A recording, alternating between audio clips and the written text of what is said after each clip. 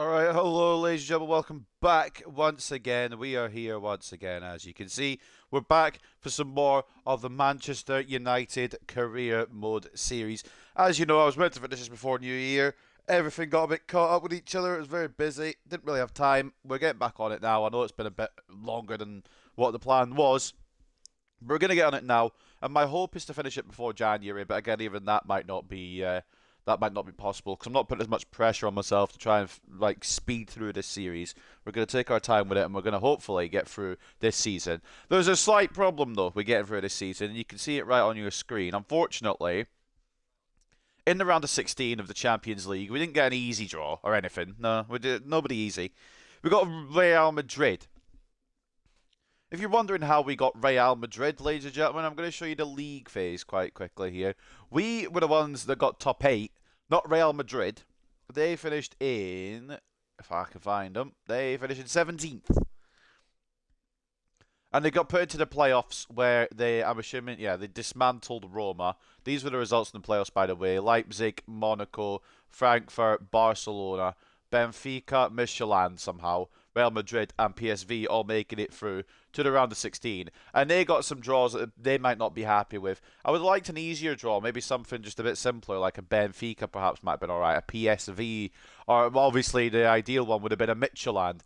But no, we draw possibly the worst team to come through those the best team, I should say. The hardest team to beat to come through those playoffs. It's the worst case scenario for us. We got Real Madrid. And it's not like I've got a warm-up game today. It's not like I've got anything to do first. We just start against them at the Bernabeu. There's no, introduction, no warm-up. I could do a youth tournament, but I don't have time. Realistically, it is make or break for today, because we have got one of the best teams in the world. Is there anything we actually need to do here? There's 6 tasks and not one of them I need to do just yet. So we still need to negotiate with Lucas Bergvall, despite the fact that he's been here since January and has got a contract and has had plenty of minutes on the pitch. So that's always good as well. But we are here once again to see what we can do. Taking a look at today's itinerary then. I think the league stuff isn't too bad. We've also got an FA Cup quarter-final against Sunderland. I say the league stuff isn't too bad. We do also have to host West Ham, who are quite good at this point in the career mode for whatever reason. But obviously, first and foremost, there's bigger fish to fry. We kick off against Real Madrid at the Bernabeu. We then travel to forgotten the name of the stadium, but we travel to Brentford to play them. We then also come back to Old Trafford to face the biggest team in the world again, 15 UCLs, maybe even more at this point. I don't know how many they've won in this career mode. I don't think they've actually won any. They haven't. No, they haven't. So 15 UCLs. West Ham at home, and then we finish off travelling, unless, I think, if we get through, we might get the first leg of the next Champions League round. If we don't get through, then we play Sunderland at the Stadium of Light in the FA Cup quarter-finals. So just a little update on where we are in each of our competitions that we are still in. As you know, Champions League round of 16. Carabao Cup, we didn't stay in that. Spurs and Nottingham Forest will probably play at some point in this episode to determine who wins that. We got knocked out in the quarterfinals to Tottenham Hotspur on penalties. Unfortunate, but sometimes you just got to take a hit on the way to glory. That's the one trophy I couldn't care about. We're on still, just about, for our third successive FA Cup potentially here. We've got Sunderland in the quarterfinals, as you saw on the calendar. Spurs and Newcastle, one of the big quarterfinals. Fulham and Chelsea in a derby as well. And Ipswich and Bournemouth, the other quarterfinals. Some of the big teams already knocked out. You see no Liverpool, no Arsenal, no Manchester City either. I will show you where they got knocked out quickly, if I can find it. Man City got knocked out by us. I forgot about that. It wasn't a 4-1 game, I will admit. The defensive mistakes that they had kind of led us through to some easy chances. I will admit that shouldn't have been a 4-1. As a Villarreal as well, as you see here, and in round 4, I believe Liverpool went. And maybe it was round 3. Where the fuck are Liverpool? They lost to West Ham on penalties. Right. I forgot who the other team I was looking for was. Arsenal. Where did Arsenal exit the FA Cup? They lost to Brighton in the third round. Okay. So it's like real life. Arsenal losing in the third round at the Emirates. Sorry, had to get it in. Yeah, we beat them. I don't know if you know that. So anyway, that is where we're at in terms of the career mode. I know we could do the opponent analysis to look at Real Madrid's squad, but let's be real, it's not going to show us everything we want to know, is it? Let's go and get an in-depth scouting report on the biggest team in the world, and you can't really deny it. 15 Champions Leagues, multiple La Ligas, just they've won everything over and over again. And arguably, if we knock these out, I reckon we're going to win the whole thing. Because look at their squad. They've got Felipe Almeida, who's coming through. Looks like some kind of... Might be in... Who would that be regen of? Right winger striker. Could be a pre-gen of Rodrigo, I suppose. Jude Bellingham, of course, now is absolute peakist, which is going to be a problem. Brahim Diaz, even as a backup, he's still 86 rated. Bremer in defence as well at 89. I forgot he moved from Spurs. Camavinga still very much in his prime as well. Leon Cohen, I don't know who he's the regen or pre-gen of, but he's a French right-back who's growing quite well. Thibaut, still at a very high rating. Pau Cabarsi has swapped to the other side of the El Clasico, but it's a very weird career path as to how he got there. Went from Barcelona to West Brom to Real Madrid. Don't ask, I don't know. All right, I don't make the rules. Ruben Diaz as well. They've really reinforced that centre-back position because I said the centre-backs weren't really at the tippy top area. They've got Diaz and Bremer. Then they've got Pau Cabarsi as backup. They've got Kimmich at right back, or CDM, wherever he fits in. Lee Kang in as well. As we continue to read down, Kylian Mbappe naturally. Mitoma is even a solid backup. Clement Moulin, who's another regen, doesn't look as good as the right back that they've got. They've got Guillaume Restes as well. They've just got everybody you could ever want. And I don't know if it'll be him or Thibaut that goes in the nets, but I'm hoping it's Thibaut just because of the age factor. Vinicius Jr. now at 94 as well. And he's an absolute star-studded lineup. And if we get through this, we will win the Champions League. That is my honest to God belief. Because if you look at the rest of their teams, I'm not saying they're shit, because there's still some absolute quality teams in there. You look at Bayern, you look at Arsenal as well. They're doing quite well in the Premier League alongside us. You look at Barca or PSG, Man City maybe, Milan as well. Both Milans. I mean, Inter won the Champions League in Season 2. So there's still a lot of quality. But I would argue right now that if we can get past Real Madrid, we will win it all. That's how confident I am. But the key thing is that we need to get past them. We need to be at our best. There is no... Well, I guess there's technically a second chance because there's a second leg. But obviously, there's no second chances. I don't know really what to do here. Bear with me, guys. I've got text from work.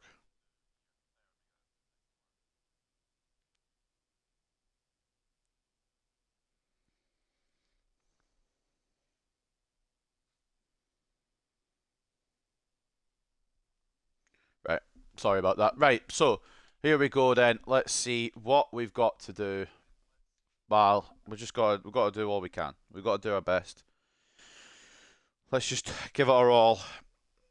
Again, I will stand by my claim. We win. We win this, we win the Champions League. Before we go in, let's take a look at the news. Of course, fucking hell, we've gone through a lot of news here.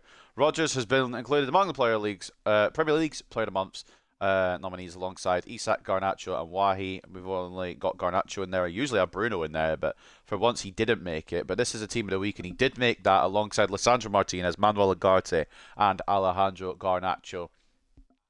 Burnley losing to Spurs. Newcastle beating Birmingham in a shootout. After great performance in the match against Man City, Garnacho is named player of the match.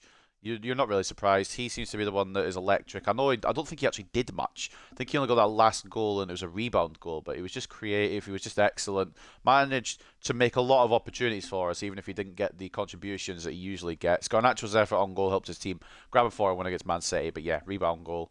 And as you can see there's a preview of that match. So let's go see what they're going to line up with, or if they're lying to us. I can tell when they're lying to us because they won't have all the big names in. Let's see.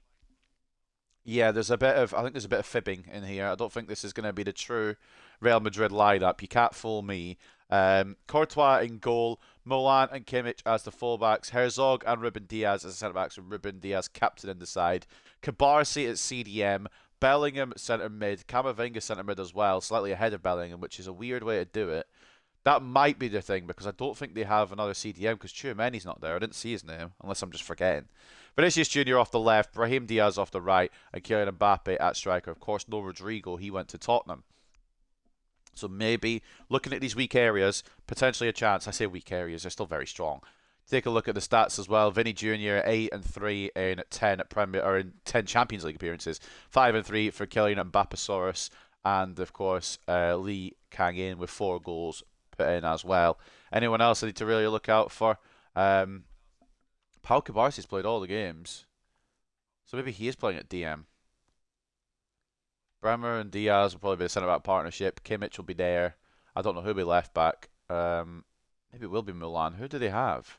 They don't really have a lot of left back opportunity. Well, it's probably Bowie will fit in there. Bellingham surely starts. Yeah, it looks from these stats you can kind of see who's going to be doing what, and it looks as if they're going to go Thibaut Courtois, which I would prefer because Restes is younger, more agile, probably quicker. You can see that it's, like for Thibaut, the stats are still really good: 85 diving, 88 handling, 90 reflexes, 88 position. The only thing that lets him down is kicking, and he doesn't really need that too much. Still very good. And obviously Restes is coming through as well. So similar kind of stats, but Thibaut will be on the way down eventually. He just hasn't seemed to fall yet, which is good for him and good for Madrid. 6'7", 35 years of age, still 89 rated. It's going to be a long day, but you know, never say never. Tiki-taka style, of course, from Real Madrid. Key defensive players, Ruben Diaz, Camavinga and Bellingham. And then the key attacking players, Bellingham also in there alongside Vinicius Jr. and Mbappe. Doesn't surprise me whatsoever. 3 wins, a draw and a loss in their last 5. My only thought is that there was a reason that they didn't make the top 8. And I'm not sure what that reason is. Maybe we'll find it out today. But maybe there is reasoning as to why this team did not make it through automatically. So before we go and select our squad, let's talk to the media about how we're feeling about this match, because I am terrified, truth be told.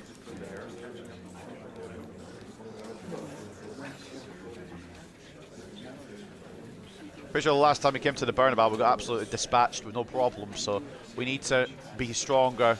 And if we do have to go down a goal here, we need to make up that goal at Old Trafford.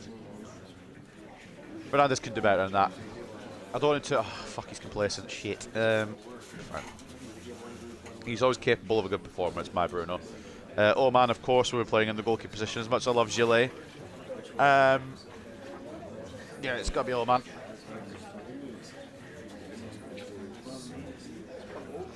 Beyond a shadow of a doubt, it's got to be Oman. And then, following that, Kvaratskhelia. Do we want to use him or Bowman? I don't know. Genuinely, I don't know. But I think we'll go with Kvaratskhelia just for the experience factor.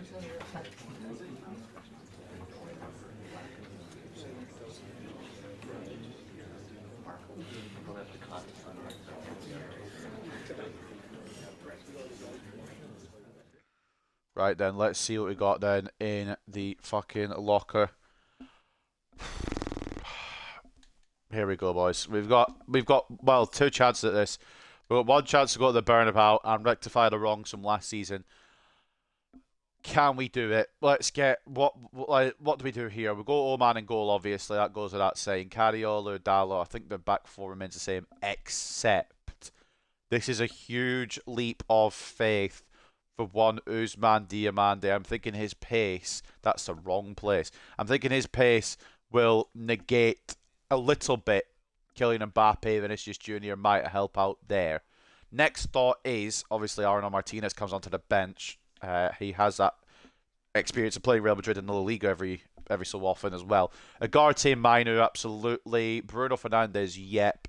Garnacho, Kvaratskhelia, and Rashford, I think, is my front 3.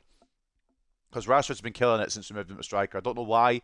I don't know what the reasoning is, but he's been killing it. And I'm not going to, stop him, to be honest with you. So that is the team I think we're going to go with. Just want to double check the bench. I think I'm okay with this. I think that's what we're going to do. Right. Let's just compose. Last time, I think it was 4-0, was it? Or 3-0, something? Last time we lost here, we lost quite heavily. Or last time we were here, we lost quite heavily. This is a stronger team, a more mature team, and a team that knows what they want this year. We weren't fully sure last year, but we've been a lot more in control in the Premier League. We've gone through the FA Cup without an issue, and we got top 3 in the Champions League phase. So we know what we're doing, we know what we're about. We just need to show them. Oman in goal, Cariolo and Dalot as the fullbacks, Martinez and Diamande as the centre-backs, Mainu and Ugarte as the CDMs, Fernandez at cam and Captain Garnacho off the left, Kvaratskhelia off the right, but that can change if we need it to, and Marcus Rashford, who has been the informed striker, wasn't even meant to go striker, but brought him back into striker because Højlund was injured. He has made the absolute most of that opportunity, and he gets to start up front against the Galacticos at the Bernabeu. Ladies and gentlemen, it's the round of 16 of the Champions League. It's the first leg at the Bernabeu. It is Real Madrid versus Manchester United. Blood clot in hell. We are gonna put in. We're gonna have to put in forms for our lives, or we're just gonna have to trust ourselves at Old Trafford.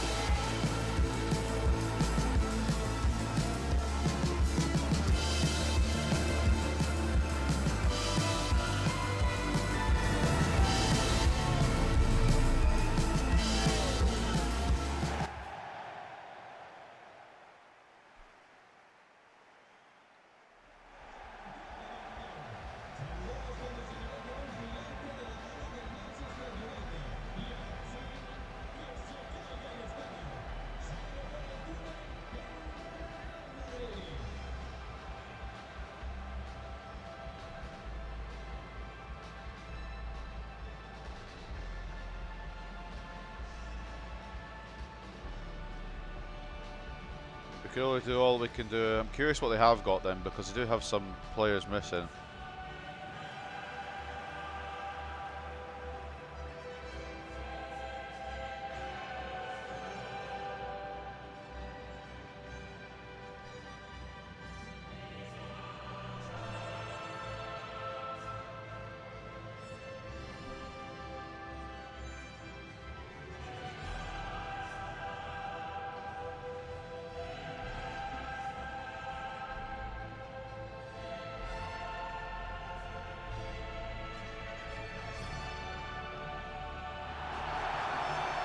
Camera there focusing on two men, Garnacho and Rashford. They could be the keys to victory. Let's see what they've got then.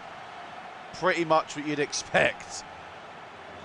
Courtois in goal, Camavinga, Bremer, Diaz and Kimmich, Lee Kang-in, Bellingham and Kubarsi, Vinny, Raheem and Mbappe.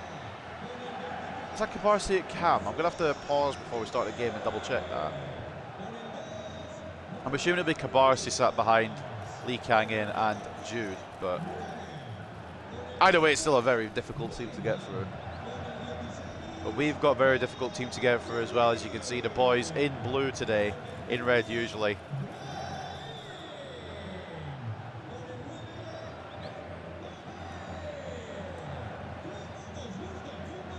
That's of course the 11 that we've selected. Carlos Rodriguez putting out 11 of his finest men. Oman in goal, Cariolo, Martinez, Diamande, Dalot, Mainu, Ugarte, Bruno at captain and cam of course, and then Garnacho, Kvaratskhelia, Rashford, who is in absolute form of his life at striker. I can't let him I can't turn down the chance to try him against a team like Real Madrid because he's been in tip-top form. Can we get a result? We don't even have to win. A draw. I would absolutely take a draw in a place like the Bernabeu. But a win would be fucking ridiculous because all we'd have to do is hold our ground at Old Trafford. Vinny's already away from Dalot. Again, I will claim it as loud as I can.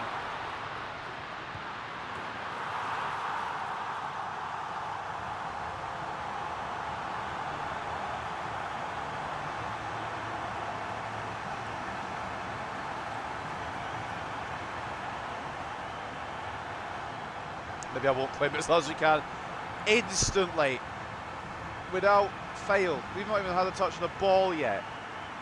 Real Madrid inside 2 minutes have put us on the back foot. You've got to be kidding me. That is a nightmare start. Kylian Mbappe adds to his total. Fucking hell. Well, that's, yeah, good luck Diogo Dalot. That's all I'm saying in this match. 1-0 Real Madrid without us even having a touch of the ball. Pressure is on. Like I said, I would take a draw, but at this point I would like to not take a hammer in, I think.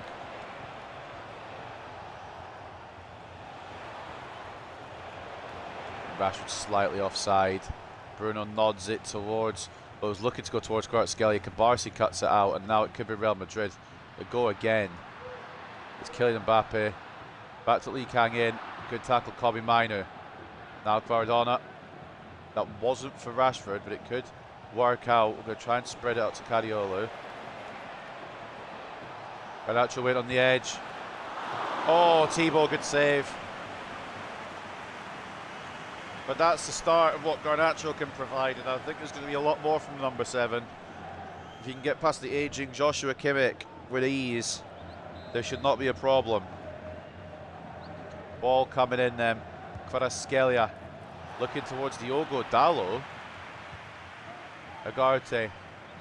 Captain Bruno Fernandes looking to find anyone. It will fall to Lisandro Martinez, who's had a wild swing at it, to be honest. Not really any idea on what he was trying to do there or where it was trying to go. Took it off Lee Kang in, but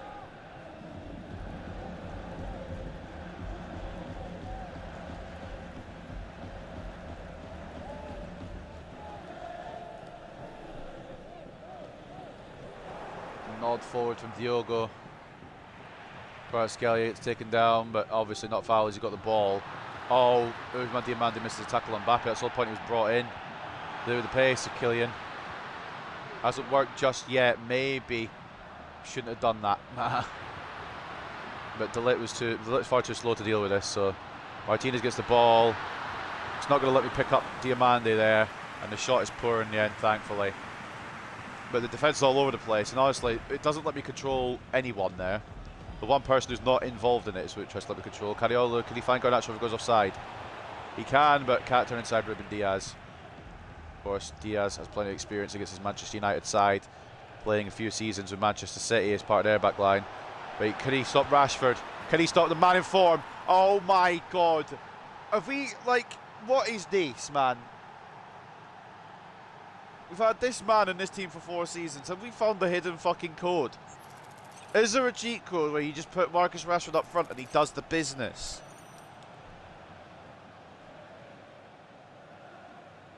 And to think he was potentially on the chopping block in the summer, it's now turned around that he is one of our most pivotal players as he equalises here at the Bernabeu and probably displaces Rashford and Xerxes and Højlund as the main striker now. I know I've been trying to give them all chances, and I know they've got decent numbers, but Rashford, what a fucking career renaissance, and it could be straight back into the lead from Madrid. Mbappe's shot saved at the near post by Oman, but it's not away. Bellingham tries to re-deliver. It's away by Kadiolu, only as far as Pau Cabarsi.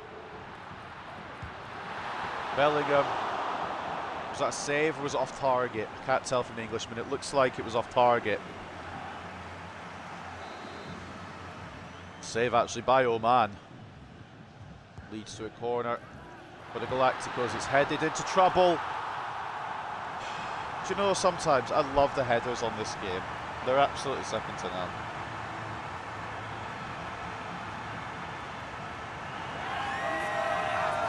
Yeah, do you know, they're so good. I've never complained about them. Kadiolu heads it, try to get it clear. I don't know if he's actually got a touch to it or if he's just fallen all the way through to Bremer. But Bremer has dispatched that with a striker's finish from a centre-back. I just need to take a look back. Did Kadiolu get a touch of this? Because if he didn't, then it's not as bad, but I can't really tell. Well, all I know is so far this is going to be a fucking goal fest today. So Vinny delivers it. It comes in. I think it skirts off the head of Mbappe. It's actually Mbappe that knocks it on. I thought it was Kadiolu that got a touch, but Kadiolu's mistimed his jump, mistimed the angle of it. Mbappe, excuse me, knocks it onto Bremer. And it's actually a real, you know what, fair play, it's a really nice finish. I don't know if the corner routine was intended like that, but it's a really nice finish and a really good bit of play. Real Madrid, once again, lead. We're equal for 5 minutes. 5 minutes. This is what I mean. They're going to be relentless. We need to be relentless too. We need to stay on them like they are staying on us right now. Minor's getting pressed. There's just no room. Good play though by Cobby. There's Bruno. Garnacho. I was trying to find Rashford, honestly, but it's got to Kvaratskhelia instead. It's cleared away by Bellingham, only as far as Ugarte. If we can equalise again quite quickly, then hopefully the momentum doesn't go down. Minu, Bruno, Kvaratskhelia, in a bit of space. Courtois with a save. So very good, very experienced keeper, isn't he, Thibaut Courtois? It's not going to be easy to get two past him. We were lucky to get one, to be honest. That's a problem. I guess even if it's like a goal down, maybe we could take it back to Old Trafford, but I don't want to risk something like that. I'd like to be level at the very least, if nothing else. Garnacho tackles Joshua Kimmich.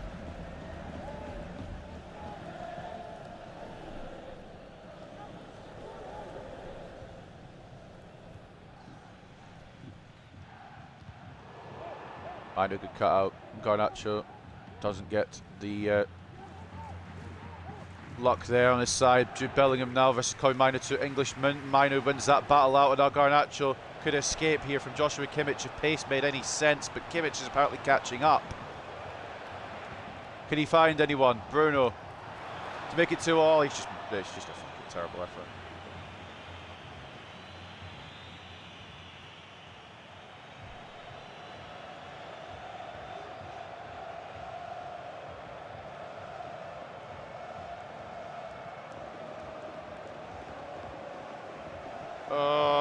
It's up. I knew it was going to be an uphill battle coming here. I didn't think we were going to be the...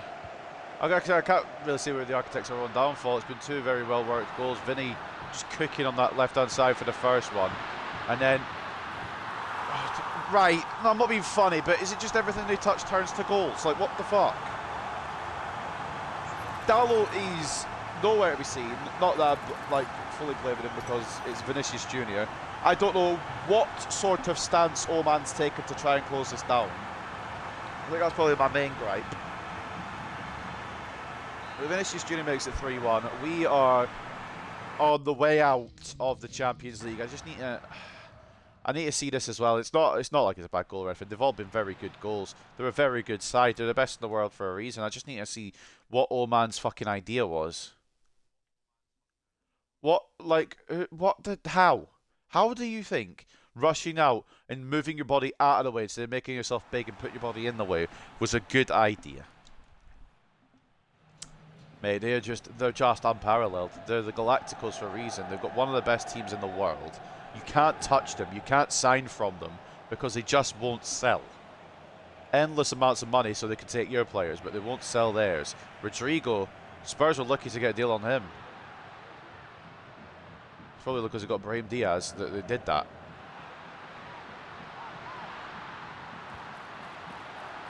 It's not a matter of we've been bad, to be honest. They've just been fucking top drawer. What? Why isn't Ugarte tackled there? Like, I don't understand some of the prompts in this game. I try and tackle, and apparently I'm moving out the way with the con. Kvaratskhelia tries to find Rashford. Can he find another one for us? Garnacho stops his run. I mean, I think he was outstrengthed there, but I thought he was going to continue to run to that space and pick us off a goal to get us back into it before the break, but didn't happen. I maybe should have just shot with Rashford. The way he's been going at the moment would have been a bad idea. Mbappe gets fouled by Martinez. Might be the only way to slow these cunts down by fouling them. Camavinga's slotted in the left back. I've not really noticed a problem with him, but we haven't really used Kvaratskhelia too much.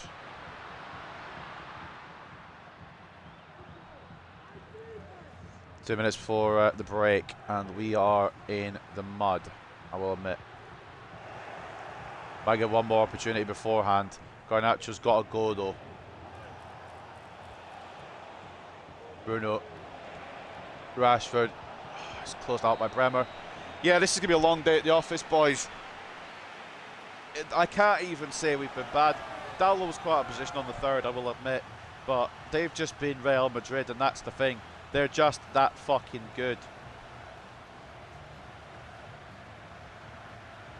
Mbappe, Bremer and Vinny with the goals. We've got one back for Rashford, but it's going to be a tall order to overcome him now.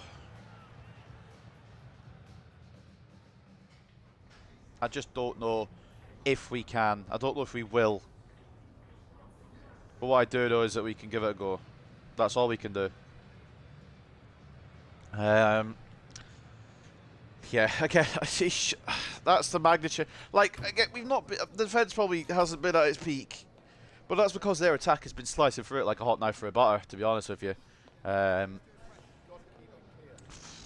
It is a ridiculous team. Galacticos are insane. Take a look at the stats in at the break. 56 to 44 in terms of possession, 8 shots to 5, 2.4 expected goals to 1.2. We knew we were coming in here the underdogs. I know they underperformed in the Champions League phase, but we knew we were coming in here as the underdogs. And we're just trying to get something to take back to Old Trafford. So far, we've got 1 goal. If we can at least have that be like a 1 goal deficit, or even somehow miraculously level it, I don't know. I don't know what to expect from the second half. What I do know is that their man of the match right now is Mbappe in 8.7, a goal and an assist. Vinny's got a goal and an assist as well. Bremer has also scored. Take a look at the stats here. Bruno Fernandes with an assist and an 8.1. And Marcus Rashford with a goal 7.2. The only 2 players seem to be cooking right now. Garnacho's been fine, but the game has not given him the respect, I suppose. Right, second half, we need at least a goal, boys. We need to stop conceding to them, and we need to start scoring for us. We have Real Madrid-esque players, like levels of their play, like Garnacho, like Bruno probably at this point. He's been fucking one of the best throughout his career mode. We aren't the Galacticos though, and that's what's letting us down here. Ugarte just gets done easily. That's not usually what Ugarte does. Ugarte will crunch in. Hasn't been able to. Now Kvaratskhelia has no Camavinga to go against here. Garnacho is in space. But God forbid it goes where I want it to. You know what I'm saying? We'll give it straight to Thibaut. Crossfield ball to Garnacho does not work there from the Georgian. Not really his fault. It's a video game, so being fucking cuff. Kvaratskhelia waiting for the Dallo overlap. It is a Dallo overlap. Good tackle, Bremer, man. Even with their defence, they've still got solid defence.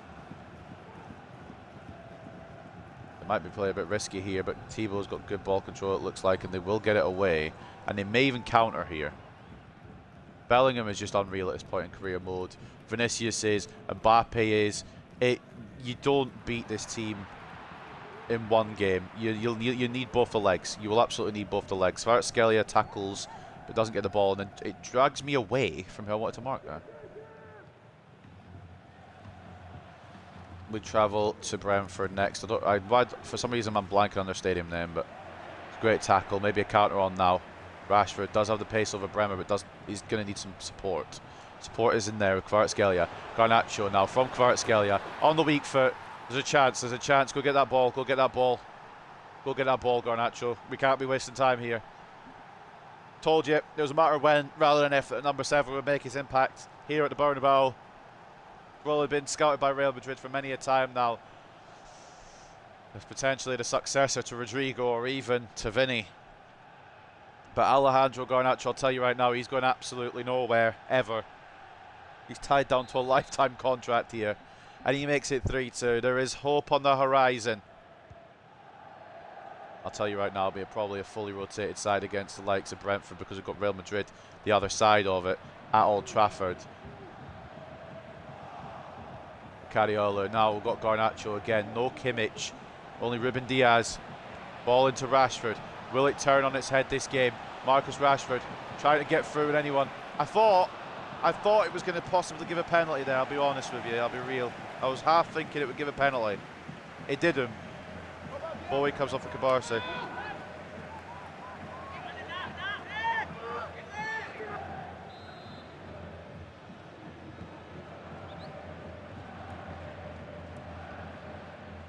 I really thought I was going to get a penalty, which is kind of half why I panic passed.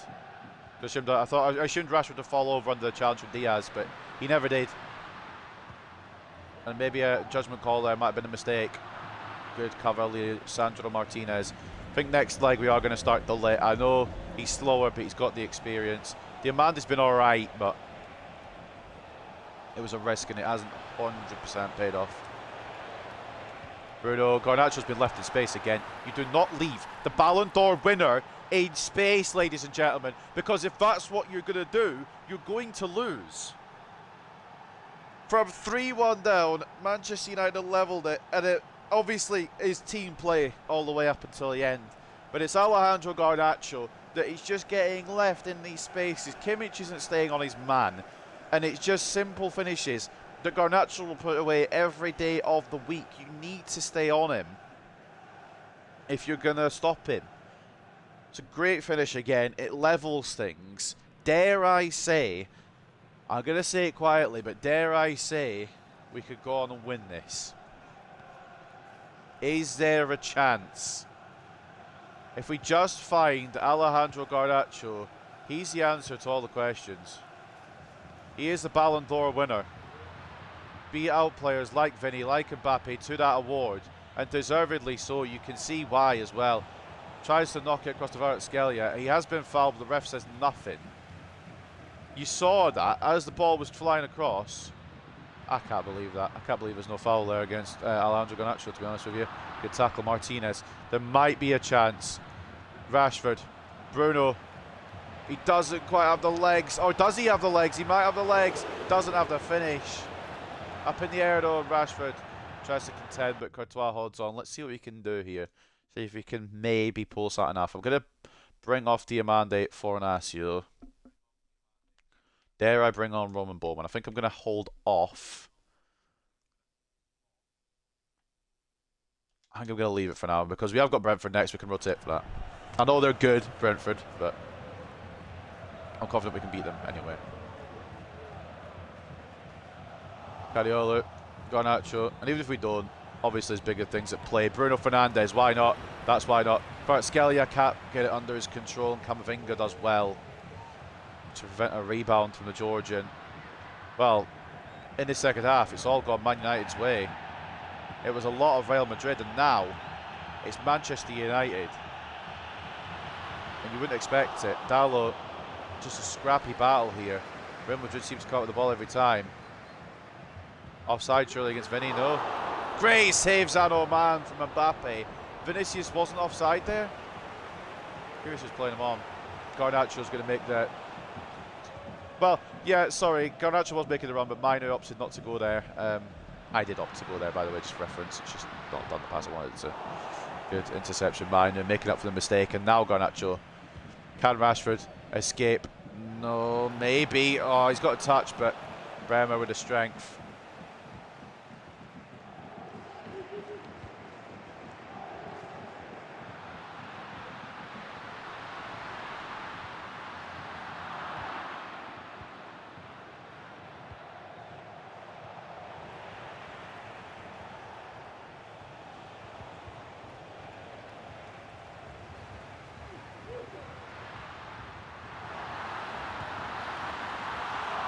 Seamless. It's just fucking seamless play from Real Madrid. We haven't had a chance to make the substitutions. The game just hasn't stopped. It's been fucking end to end. Vinicius gets around Camavinga. Diamande misses the tackle.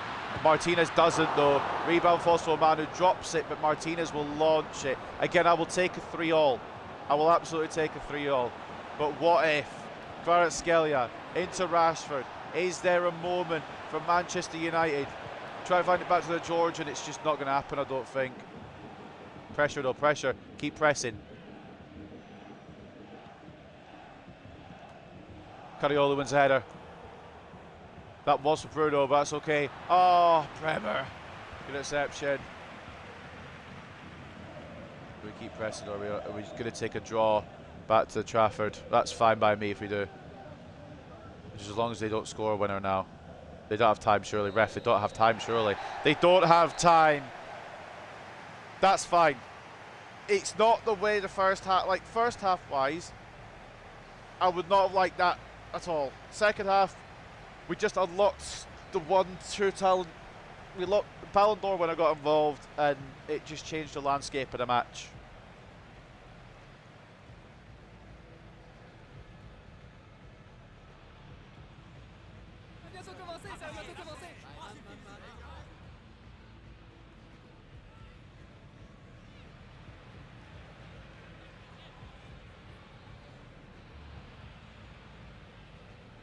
Mate, I'll take it. You know what, if you'd offered me a draw beforehand, I would have said yes, and I did say minimum draw, if we could, boys. And we did. I mean, it took one man. Well, it took a lot of men in the attack, but obviously the one man to finish it all off, and obviously could be a Galactico himself if we were to allow it. We're not going to allow it. Alejandro Garnacho will not be Galacticoing anywhere. He stays at Manchester United for the rest of his life. He's on a lifetime contract. And 9.1 from the Argentinian with a brace and a 9.1. Bruno with 2 assists. He always seems to be on job, never seems to be off it, which I love. He gets the 2 assists and 8.6. And aging Bruno Fernandes is still quite a very good player. And Marcus Rashford even got his contribution on the score sheet as well. A goal and 8.5. And Kvaratskhelia assisting, I think, the 3rd goal. I think Garnacho's equaliser. 7.3 for him. Decent defensive performance in the second half, but Diamande maybe not up to this experience level yet for Real Madrid. And Dalot really struggled with Vinny, but I don't know what we do about that because he's Vinicius Jr. Maybe we try Martinez. Oh man, yeah, not very good today, although he did try. It's just some of the goals were really nice, and the 3rd one's the only one I would say. He should be getting his body bigger for that one to stop Vinicius Jr., but Mbappe is fair enough, and yeah, Bremer's was really nice, so I can't complain. 9 shots, 6 saves, 3 conceded from the Slovenian. As we look at the other side of things then, Gleison Bremer, man of the match with a goal and 8.8. Solid defensive performance, but unfortunately he was on the other side from Garnacho, so when Garnacho did come in and do his business, there's nothing Bremer could do. A goal and an assist from Mbappe and an 8.3. Vinny ends on an 8 with a goal and an assist as well. Ruben Diaz tried his best as well, but Kimmich, if he stays at right back for the second leg, I see we go through, honestly. Thibaut Courtois, 6.4. 6 shots, 3 saves, 3 conceded. And again, they don't have... Well, they do have a DM, but they're deploying him at left back because they don't have a left back. There's a bit of chaos amongst that Real Madrid backline area and even on the wings as well.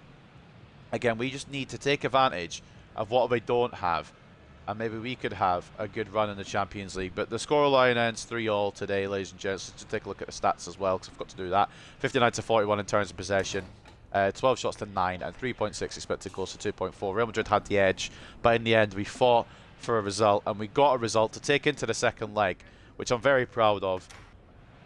But we've still got to do the business at the Theatre of Dreams. Can we do it? I don't bloody know. But we've given ourselves the opportunity to. Draws as well for PSV, Athletic Club, Monaco and Bayern. I believe Arsenal are up on Benfica in their round of 16 clash.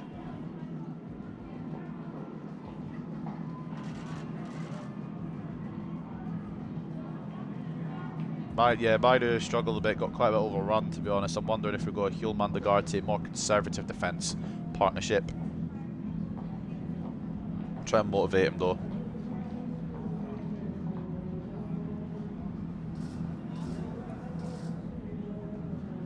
Bellingham delivered a good number of key passes. Yeah, Dalot struggled, absolutely struggled. I'm wondering if we put Martinez there, he'll be more used to playing against Real Madrid. Console him because it isn't just out of him. Like, he had the toughest job on the pitch. So we'll let him off, but his passing was good out of the back once he did get the ball, so our team missed to get a positive result. Nothing, because we got a positive result. I would take a draw at the Bernabeu every day of the week. I'd bite your hand off for it, ladies and gents.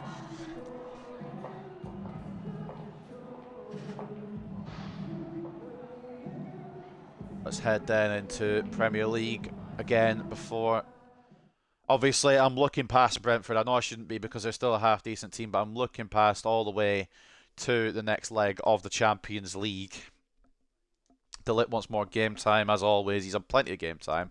Luke Shaw's unhappy that he didn't get the game against Real Madrid. Nothing against you, Luke Shaw, but Brahim Diaz would have cooked you, lad. But you can get the game against Brentford. There's your consolation prize. I know it's no Bernabeu appearance, but consolation prize. You got to be happy. Let's fix all the shit then before this next game. Should all be just about correct anyway, but Rashford. We're going to rest, obviously, most of the team here heading into the next leg against Real Madrid. And we'll get some rotation done here, I think. Not fully rotating, but just mostly rotating. And we'll give a bit of energy to Jean Lewan. He won't start against Brentford. We'll give Gillet a nod. But we will advance then to the next game, which is the Premier League. where Brentford host us. We'll see their stadium name because I've forgotten it. I've gone blank on it and I don't know why. It might just be the Brentford Community Stadium, whatever it's called. Just a little update on the Premier League as well. I don't know if I updated at the start of the episode. We are 7 points clear of Arsenal, who are 7 points clear of West Ham, who are 4 points clear of Liverpool. So we're currently 18 points into the top 4. So more or less, just a couple more results will guarantee top 4. But obviously that's not what we want to claim. We want to claim the Premier League, claim the treble. Just looking around at first legs then for the rest of the teams here. Bayern Munich and Monaco equal at 1 apiece. 2-0 to Arsenal as they head to the Emirates to face Benfica. 1-1 between Athletic Club and PSV. A 6-goal thriller at the Bernabeu means that we have some kind of advantage heading into Old Trafford in the second leg. Inter Milan with a win over Frankfurt. PSG join Barcelona. Manchester City and Leipzig get to see a goal in that round of 16 match. And then Milan 2-up on Midtjylland. So both Milans looking likely to go through right now as well. So let's see what we've got then. We've got to face Brentford first. We're obviously going to turn it around a little bit just to rest these players for the second leg of the Real Madrid match. Obviously, I am looking forward to that. But obviously, I want to get the win over Brentford as well to continue the title charge. Arsenal got Bournemouth, which could be an obstacle, to be honest. It could be a stumbling block, let's be real. They have been quite decent, Bournemouth, against me as well. That 6-1 win, I believe, is the highest loss in our career mode. Leicester, Nottingham Forest and Southampton still occupy the relegation zone, with Brentford probably safe, to be honest, with how bad those other teams have been, but not exactly brilliant. And before we do continue, I do kind of just want to check what is our biggest loss. It's that one to Bournemouth. But then we bought... Look at that. It was 6-1 Bournemouth that we bounced back by beating Fulham 7-0. Like, fucking hell. Right then, let's go and see what we've got for this one. Before we do, news first. The next step on the title road for Brentford is a game against lowly Manchester United. Anyone crossing their fingers for the underdog? I mean, obviously the title chasers will be, but I absolutely will not be. We beat them last time around, as we should. Sparta Prague and Juventus 1-1. I'm curious. Yeah, we'll go take a look at the other European competitions in a second then, actually, because I am curious how that's going. Garnacho's performing superbly right now. I'm believing that's not all of what he's capable of. Benfica lost to Arsenal, as you saw. Monaco and Bayern with a draw. Monaco can knock out Bayern. That'd be big. After a great performance in the match against Real Madrid, Garnacho was named player of the match. He will get a rest for this next one. Garnacho is in a class of his own for Manchester United. Scoring a brace which probably led to a 3-3 draw against Real Madrid at the Bernabeu. And no wonder he's got the nomination for the Player of the Month. Hasn't been awarded yet, I might add, but it will be soon, surely. What I do know is that we've got to go see what they're bringing to the table. This is a team that Brentford have. 4.5 stars. I don't know how they're quite so low down, to be honest. There's some quite good talent in there, to be I'm being real with you. Safanov in goal. Kirior and Ayer as the fullbacks. Tial and Collins as the centre-backs. Fran Beltran, CDM. Carvalho and Jensen, the centre midfielders, with Jensen captain inside. Lewis Potter off the left and Burmo off the right. And then Makoko up top. They've got Vandenberg, Keane, Nawama, Shad, Henry, Gibbs and Da Silva all on the bench. Yeah, like I said, 4.5-star team. A mix of form, 1 win, 2 draws, 2 losses. But they're quality enough to stay up, surely you would assume, with a 4.5-star team. They played a kick and rush tactic with Tiao, Collins and Ayer being the key defensive players and Makoko and Mbeumo being the key attacking players, as you would expect. Taking a look at stats then, how is Makoko settling into life in the Premier League? Not incredibly. He's been sharing the game with Keane. Both got 3 goals each. Not really what you would expect. Safanov getting the goalkeeping time. He's 82 rated at this point. How is Valdemarson? 26. He's had a couple of appearances. And then Ellery Balcom, for whatever reason, is also getting games. Couldn't tell you why. 8 goals for Mbeumo as well. 8 goals for Keane. Lewis Potter, I'm sure, is a half-decent winger at this point now. 79 rated. Not too shabby. Jensen and Da Silva with a couple of goals here and there. But what I'm getting from this is that their strikers have not really been firing. And it's been up to the wingers to try and make up the difference. So, keep an eye on the wingers is what I've realised here. So let's go into it then. Obviously, we're going to use the second team template here just to get a bit of rotation involved. De Ligt can come in because he's crying about game time. We'll chuck in... I'm going to chuck in Dallo again because I'm really thinking of using Martinez as the option against Real Madrid. Mino can get this one because I think I'm going to swap him out next time. Hjulman stays in. In fact, actually, we'll go Bergval. We'll keep Mino fresh because I might just use him anyway because I just love Kobbie Mino. We'll give Bergvall a nod. Fernandes, Kvaratskhelia is on his dying fucking legs. Roman Bowman comes in then, of course, who I was thinking of using in the second leg against Real Madrid, but I guess we're not doing. Rashford and Xerxes, I'm fine with, I think. Xerxes has been firing in the Premier League, and Rashford. I was going to use Kvaratskhelia off the left. Do we just use Garnacho? I think we just use Garnacho, don't we? Rashford's slightly tired. I might want to use him second leg at the Bernabeu, so we'll go with that. So a bit of rotation, but not fully. Captaincy will go to Luke Shaw. No, it won't. I'll go to Bruno because he's on the pitch still. Do we want to use him though, or are we happy to use Land? I think I'm happy to use Land, so it will be Luke Shaw that gets the armband. The game will give it to Hjulmand when I put Land in, but yeah, resting Bruno seems like the right idea here. And we'll leave Martinez on the bench as well. We'll get him prepped for the game against Real Madrid. Again, it's given the armband to Hjulmand. It doesn't go there. It goes to Luke Shaw. And while we're here, we might as well just check the player rules so it's not breaking my team. Oh, I backed out. Well, I guess we won't do that then. I was thinking of doing it, but I guess we didn't want to in the end. Player rules then. See what we got. Land, what can he do? Has he got a playstyle plus at Cam? He doesn't. We're working on the classic 10 though, so he can do that. Bergvall won't have one because he's slightly out of position. But he'll be a deep line playmaker. Holding will be Hjulmand sitting further back. Dalot, he's got his bloody plus. He'll be wing back as usual. And I think we'll go like that. So that is a team that will face Brentford. Strong enough that it should get 3 points, but rotated enough that we should have fitness for the second leg against Real Madrid. But let's focus on the here and now and what we've got today. Alexandre Gillet gets a shot in net for the first time in a little while. Luke Shaw, captain and left back. Dalot, right back. Yoro and De Ligt, the centre backs. Bergvall and Hjulmand, the centre midfielders. Land at Cam. Garnacho off the left. Bowman off the right. Xerxes at striker. At the G-Tech Community Stadium, that's what it's bloody called. Brentford host Manchester United in the Premier League. It's the early kickoff as well. Get us out of the way so we can focus on what's ahead. I like it. I like it a lot.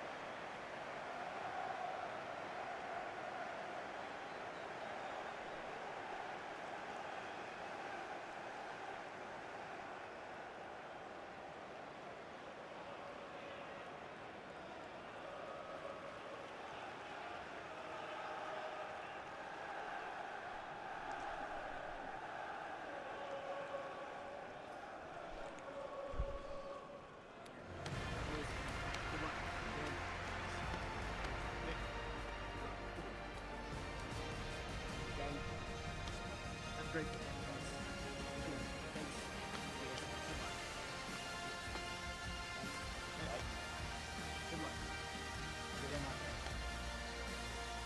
Give me a sec. While this loads up, I'm going to open the drink quickly.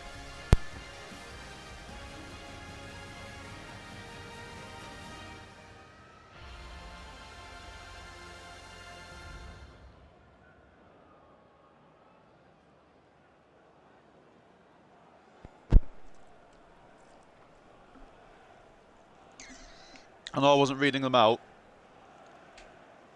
but I did notice a certain man who we are loaning out is playing in that Brentford midfield. I like that. There's one person who has a good performance today. I hope it's him, just to help us. Zarko Jankovic in centre mid, the Luka Modric regen. Because we brought Bergvall in, and because he wasn't getting really enough game time anyway, smart to loan him out. Great job immediately by Bowman. Imagine. Tigo, Land, Roman Bowman link up. Xerxes perhaps. One more into the... Just wasn't enough of a knock on, and Garnacho didn't make enough of a move to get there. It was kind of 50-50 on that one, to be honest with you. Yeah, it's going to be a tough test for Luke Shaw today. He's got to deal with the pace of Brian Mbeumo. Great job, Lenny Yoro, who is growing finally into this team a bit more, I think. Oh, that's great play though. And Gillet pulls it down well. It could bounce back. It's going to bounce back. What the fuck is this? This is not FIFA. This is not football. This is ping pong simulator. This is pinball. Can I just get the ball away, man? Gillet's done well. I'm trying to get it away with Luke Shaw, but I think I just get tackled, don't I, before I can breathe. And then Burma was an empty net to shoot in. That's nobody's fault but the game's. Maybe Euro's, because I think he actually pinged it back into the situation, but obviously it's not his fault. But it looks like that. It looks like Rodriguez changed his hair colour every game. And Burma nets early for Brentford, but we're not going to take that seriously because it's bullshit. I just want to show you kind of what happened here for anyone who's either just joined or who cares, because I kind of want to see what's happened here, because obviously the ball gets played through. I try to get it with Euro. It's played really nicely to Keane Lewis Potter. Gillian makes a save. It pings off a Dallo all the way into Shaw, who tries to clear it, gets pressed by Makoko, I think it is, and then Burmo. Oh, it's actually Moise Keane they're starting. And Burmo finds the back of an empty net. Fair enough, I suppose. I just hope I get one of those goals, you know.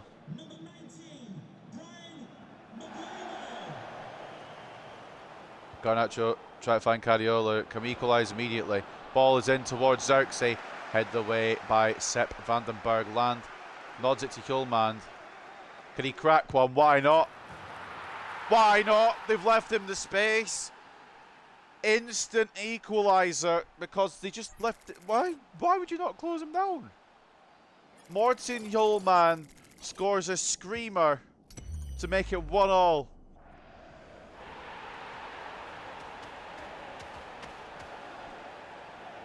Again, not the Dane you would expect goals from at Man United. But the other Dane has not been playing to his potential. And Morten Hjulmand, Brentford had the lead for 3 minutes. Or Morten Hjulmand decided to pile drive that one away. 1-1 now at the GTEC Community Stadium already. Dallo falls on his arse. Maybe it's the downfall of Dallo, who knows. Good job Hjulmand to cover that up as well. Or to clean it up is what I was trying to say. I got touched it, but it just doesn't fall to me. Part 536. Jankovic, you know what? I don't hate it, mate. You want to put a bit of a fucking performance on against your parent club, you score something like that, but it's just the wrong side. I think Hjulmand's pressure there has put him off, and Gillet, I assume, had that covered the whole way.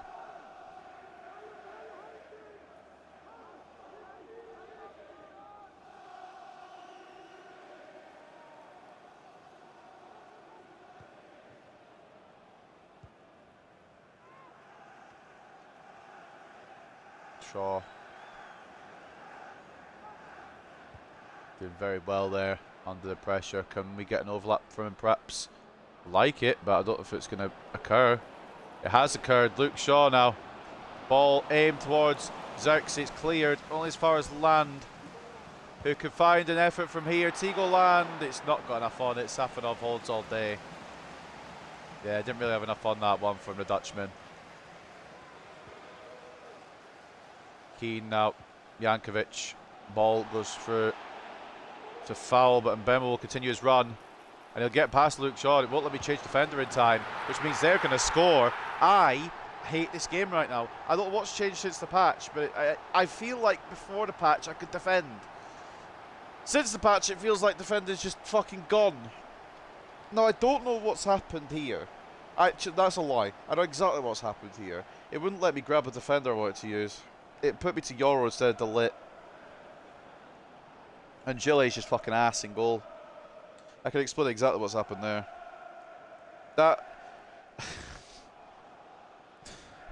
He's 83 rated. He should be saving that. To me, anyway. Maybe I'm just... I don't know. Again, we're not really fucking taking this one fully seriously. Which is good because we're getting battered again. Well, we're not getting battered. We're getting unlucky. Oh, just don't bother doing what I want then.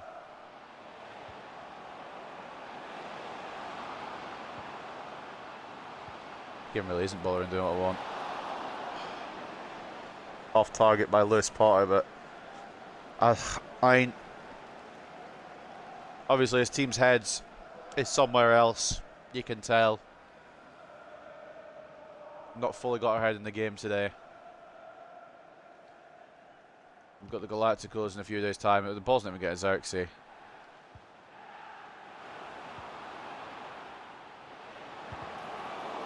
It may be a shock loss here at the community stadium. Good tackle by Yoro. Will I get to keep the ball? I do, but can't find the option.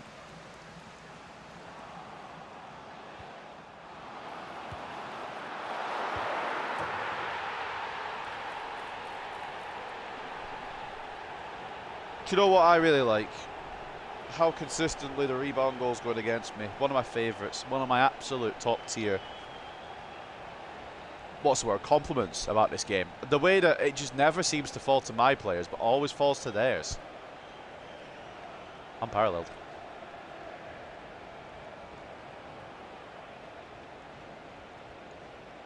Of course, Rico Henry's just there, isn't he? My defenders aren't for some reason, though. The fact that I've got position there. 3-1 Brentford. It could get ugly here if we don't fucking fix that, boys. I'm not saying we need to win this match. I don't really care. I am saying we don't want to look embarrassing heading into fucking Madrid. You're going to be offside, aren't you, Zerk? So it doesn't really matter. It doesn't get to him. Bergval just does not suit this system. So we need to find a new system for him, or we just fucking... I don't really know. Our defence against stretch to fucking Kingdom Come here. Good save by Gillet, who is on the verge of losing his contract again, to be honest. They're just cooking us, and to be honest, any other situation I'd be getting annoyed, but I'm used to this game giving the opposition goals like they're giving out free candy. And B, I'm not really too fussed because we've got bigger fish to fry coming up in this episode.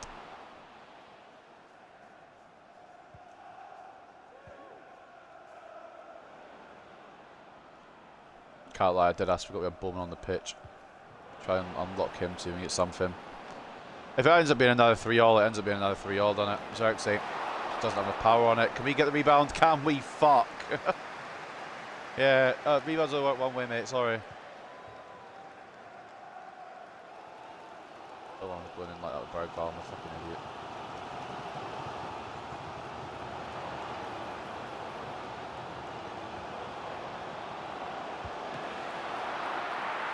Are we not doing offsides today? We've just left the offside road. How are you catching up? Just fuck off. Mate, I know we've got other things on our minds, boys, but let's fucking play like a competent football team, at least. And Burmo nearly makes it 4-1 before the break. It just feels like we haven't turned up, and that's because obviously we haven't turned up.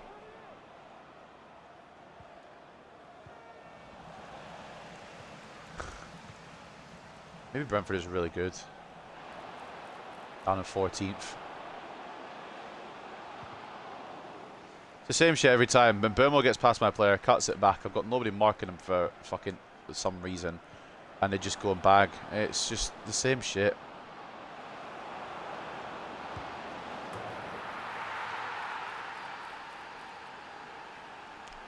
You know, I'm so glad to have this man. If it wasn't for Garnacho, I don't know where we'd be sometimes, honestly.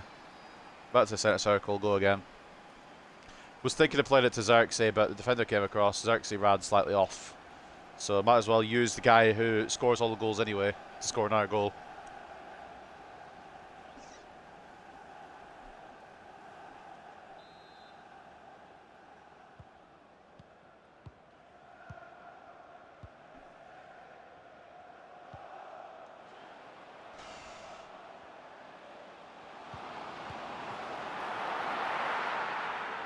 This is a team that's meant to be 14th, by the way. They play like fucking Real Madrid. Another great save from Gillet, but he's already let 3 in, so some of the goodwill is gone. We just ain't playing like Manchester United, and I know why, but I can't really do fucking much about it. Till we're on the side of that Real Madrid game, I can't really get these players' heads on anything else.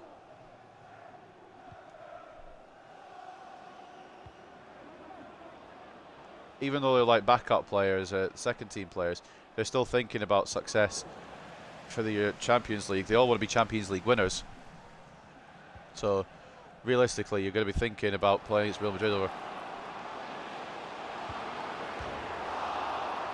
I'm going to make a complaint because, like, I don't know why my centre backs come out instead of my left back there, but Brentford have been on fucking fire today. Should be destroying us really, but we're getting a bit lucky. Ref. No worries, ref. Don't worry about it. Oh, ref, can have a penalty now. It wanted. Man, this has been a weird old game, weird old episode so far. Brentford have turned into the next coming of fucking Real Madrid. We've already played Real Madrid, and they were Real Madrid as well. And then we've got Real Madrid next, so it feels like 3 Real Madrids in a row. What's up, Demon Aid? Yeah, I mean, 2 rebound goals will help you get a 3-2 lead, I suppose. And Bermo, Keane and Henry were there. Hjulmand got a nice little goal, and Garnacho's given us some hope. But obviously, the mind's not on the job here for these boys. We've said it before, we'll say it again. We're looking forward to Real Madrid. The fact, by the way, that we have conceded 3 and Gillet's still the top player just shows how relentless Brentford have been. Like, it just shows how crazy they've been. 9 shots, 6 saves, 3 conceded. That's at half time. Teagle Land with 2 assists. He's helping out as much as he can. 7.7. Goal for Garnacho is 7.4. Hjulmand as well, 7.3. Or 7.1, I should say, and a goal. Everyone else would be kind of shit, to be honest with you. They've been cooking us. Jankovic has been putting in a shift, which is good, because he's on loan to them from us. And Burma with a 9.9, a goal and an assist. Moise Keane with a goal and an 8.6. Keane Potter obviously unlucky not to have a goal.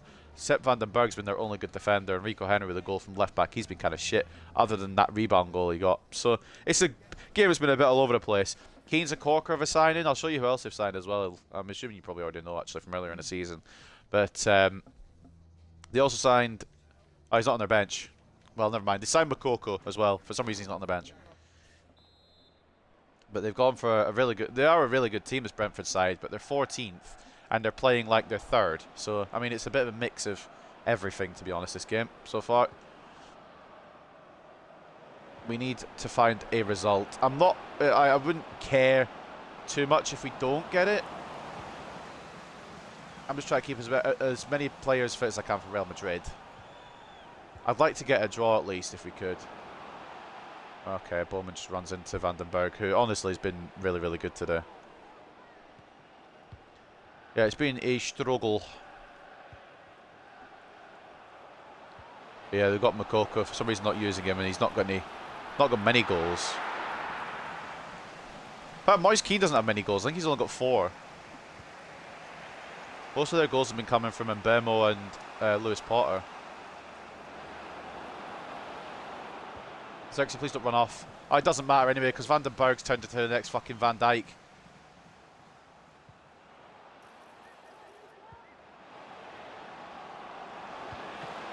My defence just feel like they're fucking half a year behind. I know De Ligt's there, so the pace is just not there. But Yoro, you've got something about you. It just feels like my defence are on fucking McDonald's Wi-Fi this game, being honest. Balling towards Xerxes. Takes it down but can't find a finish. We're going to have 2 consecutive 3-alls perhaps. That's kind of what I'm hoping for right now. Just hoping we don't concede any more. Van den Berg might be him. Joe Hendry's 24 points. Music League has peaked. Yeah, I've not even voted yet, so I'll be getting more. Yeah, Van den Berg. I don't know what his rating is in this career mode now, but he's playing really well today. Their only good defensive player, to be honest with you. Bergval probably wasn't the move, and I think in Bergval, if we're going to use him in games, we'll have to slightly alter the system. But Bowman. Oh, well, I wanted to hit it about 3 business days ago, but he let it come down, waited 3 more times, and then shot. I wanted to try and volley it with him. Probably should have done that, to be honest. I just gone in and scored. Gone actually a good tackle. Yeah, Romer also hasn't. Good end to 32. Slab might give it one as well. It's taking a good haul. I was going to steal it, but I thought it'd be too mean. Oh, Jiminy Cricket. These guys play it around like they're fucking prime. They're just really good. I don't know how they're 14th. I don't know how we're first with a performance like this. Please be onside. Oh, if it's not fucking Vandenberg, it's Tiao as well. You had options. I had no idea what I was going to use, to be honest. I maybe should have stolen it. So I went with something shit in the end. Who got subbed off? I wasn't paying attention. I think it was Henry for Kirior, wasn't it? Bowman. Garnacho's at the back post, but he's not going to be able to receive that. Land, good work. Into Xerxes. Fucking hell, Josh, mate. We need Baldanzi back if we're just going to get Xerxes in some scoring form again. Just have to sign Baldanzi back. Excuse me, Bologna. Sorry. We're getting our buyback clause. Dallo covers. Again, a loss to Brentford at the end of the world. We'll still be 4 points clear even if Arsenal win. And if we get a draw, we'll be 5 clear. Obviously, the main goal is to get past Real Madrid. Anything from there is a bonus. Oh, Garnacho. They're just very good, the Brentford defence today, apparently. Jankovic is good. Maybe we could loan out Bergvall and say Jankovic next year. Offside. Oh. The linesman's opted just not to fucking play with offsides today. He's just brought his flag as decoration rather than actually using it to claim any offsides. Probably could have done a 4-2-2, might have been the one. But for now, we're going to bring off Bergvall and we're going to just have Mainu charge up for the last 20. I will give you Højlund some minutes as well. He's not a lot recently. I'm saving Rashford. Saving Rashford for Real Madrid because he has been our best striker, which is mad to say. But yeah, either that was a perfectly timed run from Lewis Potter or I'm just blind. Ball gets played here. Yeah, Dallo's playing him on shock. Dallo's been fucking wank this episode so far, but Lewis Potter pile drives it wide anyway. I don't know who came on for them, but we're bringing on Højlund and Mainu.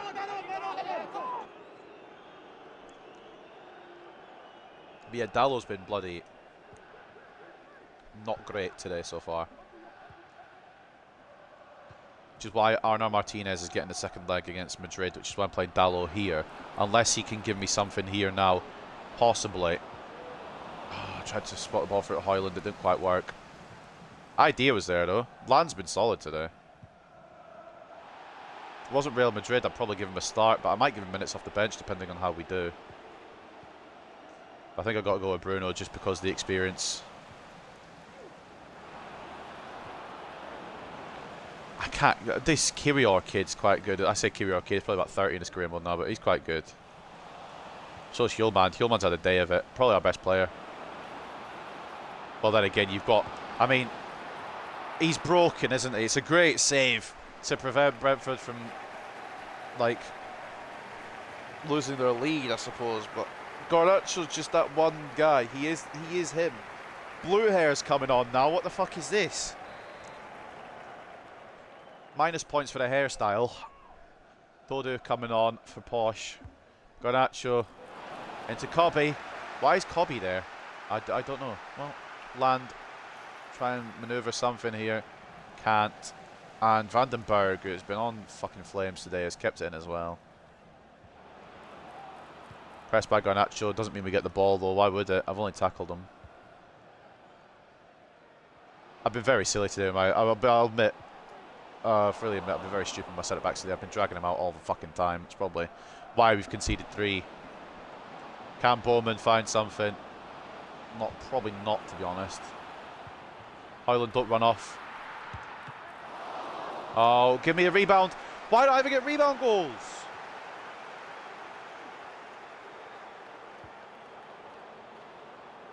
Land. Oh, fucking hell. Yeah, you know what? Fair play, Brentford. You've done one over on me today. It's almost as if we've got Real Madrid either side of you.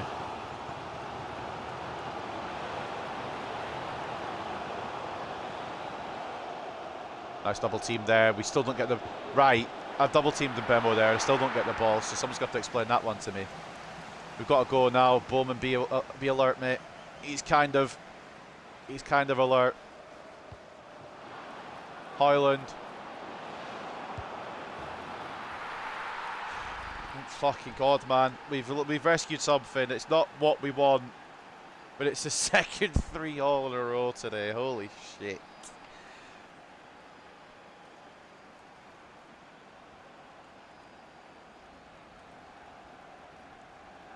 Look, ladies and gents, if you like goals, you're in the right place.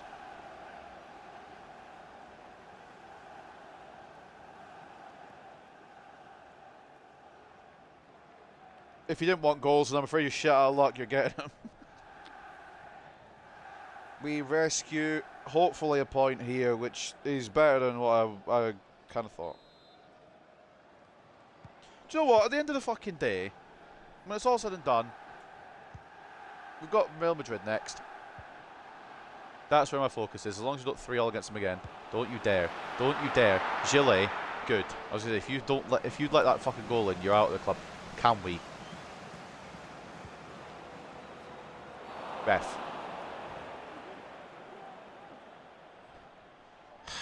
Fuck's sake. No, we can't, because this cunt, whoever it is, Dodo, it's actually a really smart challenge. He has ruined our counter-attack.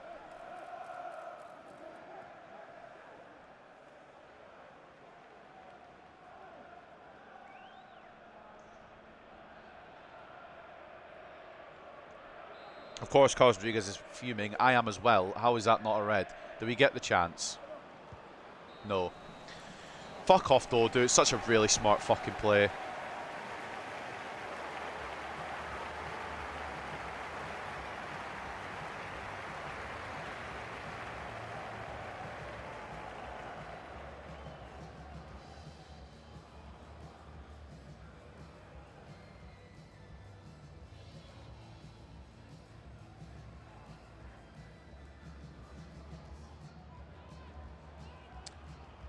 What's up, Mason?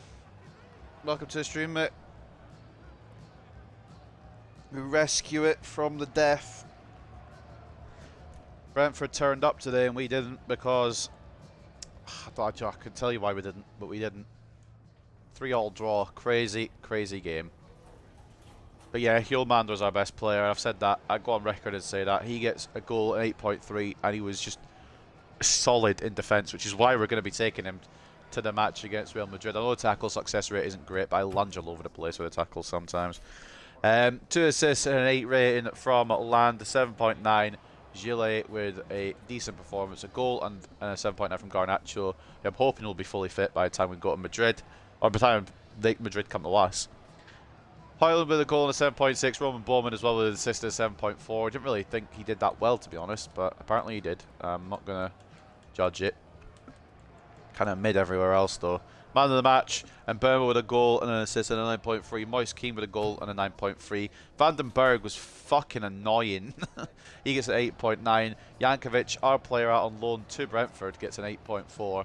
He and Lewis Potter should have had a goal or two today. Somehow didn't find the back of the net. And the other goal coming from Rico Henry, who gets a 6.8 with Safanov. 6.5 rating. 10 shots, 7 saves, 3 conceded. And Gillet with a 7.9. 13 shots, 10 saves, 3 conceded. You know what? He made up for it in the end, I suppose. But another high-scoring game. 52-48 in terms of possession for Manchester United. 20 shots to 11 as well. Brentford just went fucking ham, apparently. 5.8 expected goals to 3.1. We were lucky to get a draw, but we got one, and that's what really matters. And hopefully Arsenal dropped points. They didn't. They beat Bournemouth. I'm doing alright, mate. Hope you're doing well as well. We still stay 5 points clear at the top. So right now, I'm happy.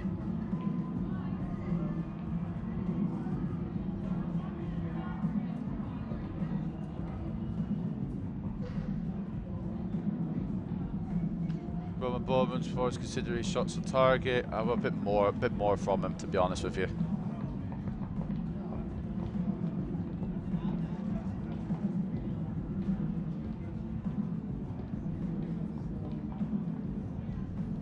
And Land did really fucking well. The other thing that's preventing me from going with him again is that we've got fucking the biggest team in the world next. But no, he done really well.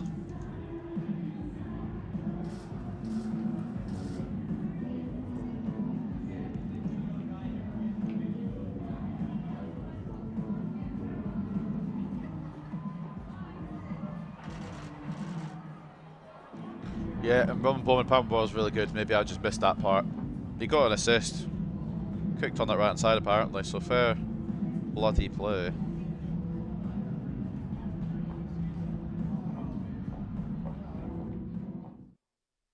Fair enough. Maybe I'm just not seeing the whole picture. What I am seeing is that we've got fucking Real Madrid next. So let's get everyone as fit as we can, ready to go. And we just have to go all out. We just have to go balls to the wall. We can't hold anything back. So obviously, as you know, the ones with green lightning bolts get sharpness just to keep them sharp. The ones without green lightning bolts get fitness just to keep them fit. Especially Garnacho, he is a key one that needs to be 100%, or as close to 100% as possible. Because he could be the make or break.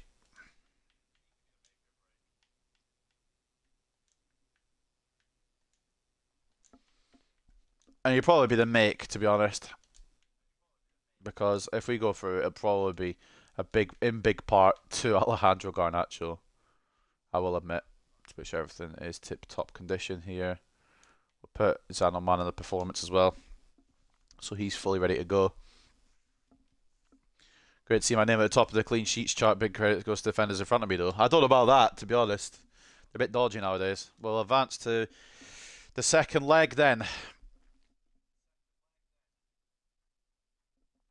And we shall take a look at the news before we go any further. Premier League Team of the Week has been announced. We don't have anybody in there. Brentford have two, though. Well, technically we have somebody in there because Jankovic is our player out on loan, so I'm counting that. And Vandenberg also making the Team of the Week. Ødegaard getting in there for Arsenal, our title rivals. As you see, only 21 conceded by Oman in the Premier League. 10 clean sheets out of 20 games. West Ham beat Burnley. Arsenal beat Bournemouth. And why he's impressive performances for Wolves got him the Player of the Month award in the end. Remember, Garnacho was nominated for us. After a great performance in the match against Manchester United, and Burmo is named Player of the Match. He's always annoying to play against.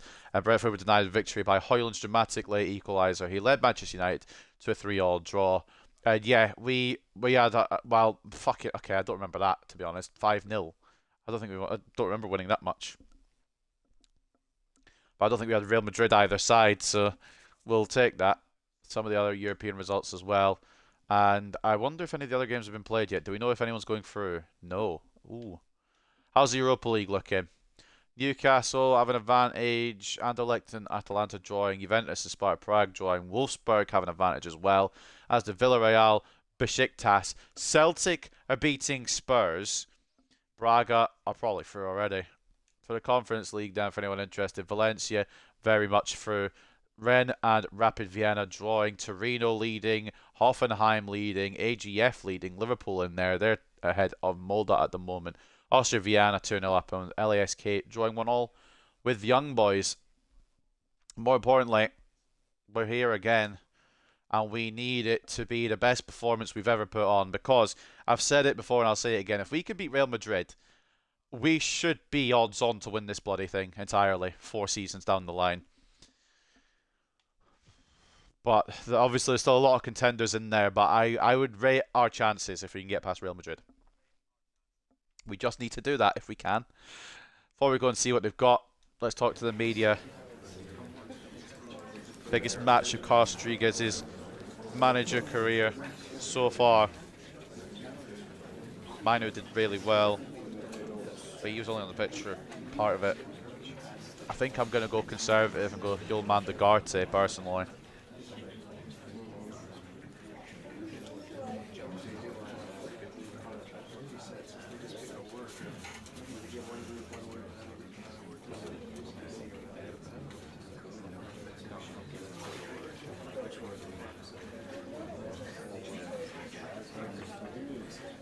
Well, Martinez, good luck, mate. You've only got to defend Kylian Mbappe, you'll be fine. I'm sure there'll be absolutely no problems, definitely, with that. That's a lot of reading, but yeah, basically Real Madrid are insane. Can we combat that with Martinez? I think so. Don't get... Oh, you idiot. Don't get complacent. You fucking donut. You donut, Leecher. Why are you getting complacent? Right. Okay. Okay. I see. I see. He's just confident. I like that. I like a man who's confident. That sounds really weird. But now that we know what they're going with, they're being honest with us to say, yeah, we're actually going to do this. This is the exact same team they used against us at the Bernabeu.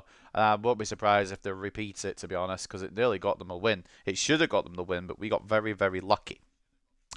Thibaut Courtois in goal, Kimmich and Camavinga as the fullbacks, Ruben Diaz and Bremer as the centre-backs, with Ruben Diaz wearing the armband. Cabarsi in at CDM because they don't actually have one. Well, they do, but he's been deployed at left-back.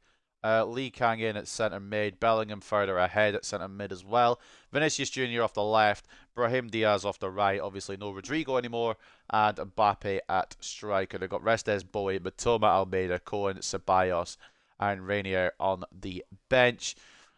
2 wins, 2 draws, and a loss in the last 5 matches. The last draw that they see there came against us in the first leg. So that's interesting to note. Tiki-taka, as we know the key players as well. Bremer, Ruben Diaz, Camavinga, the key defensive players. Vinicius Jr. and Mbappe, Bellingham as the key attacking players. You've just got fucking stacks of talent all over the gaff. And as you can see here, the stats don't lie. 6 and 4 for Kylian Mbappesaurus. Vinicius Jr. with 9 and 4. He scored and assisted. So did Kylian in the last leg in the 3-3 draw. Lee Kang in with 4 goals as well, putting in a bit of a shift. And you can kind of see what we need to look out for here. And it looks as if it's probably going to be Courtois again over Restes, which is mad that Restes is getting wasted, to be honest, the way he's grown and his age and his rating. And I would bring him in here, but we've already got the top goalkeeper in the whole career mode. 92 rated, 21 years of age.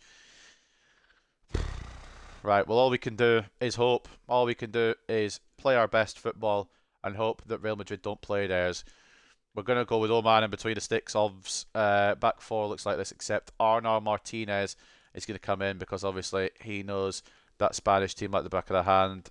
He's played against them. He is obviously Spanish himself, so he'll know their kind of play style.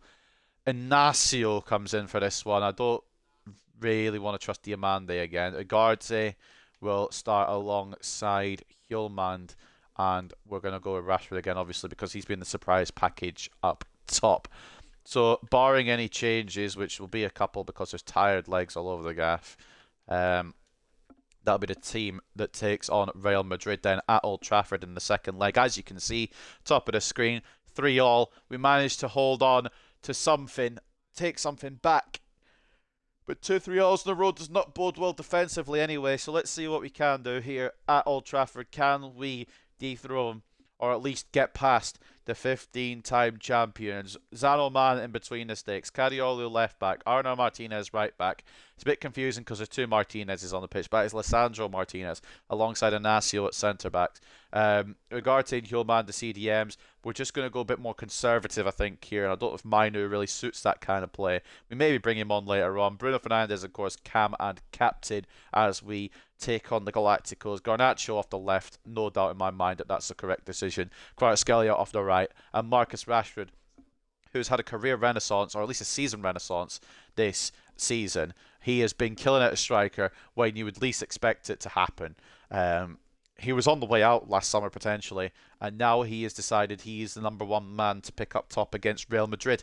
So you can just see how much he's turned it around. He was only meant to come in because Haaland was injured, and Xerxes wasn't firing, so I thought, oh, Rashford can go up striker, we'll see what he does. He absolutely killed it, and he's kept his place. So at Old Trafford, ladies and gentlemen, this is a team we're going to use. We face Real Madrid. Can we defeat the undefeatable? Second leg gets underway right now. Well, there's 2 chances. I'm just hoping that the chance is good.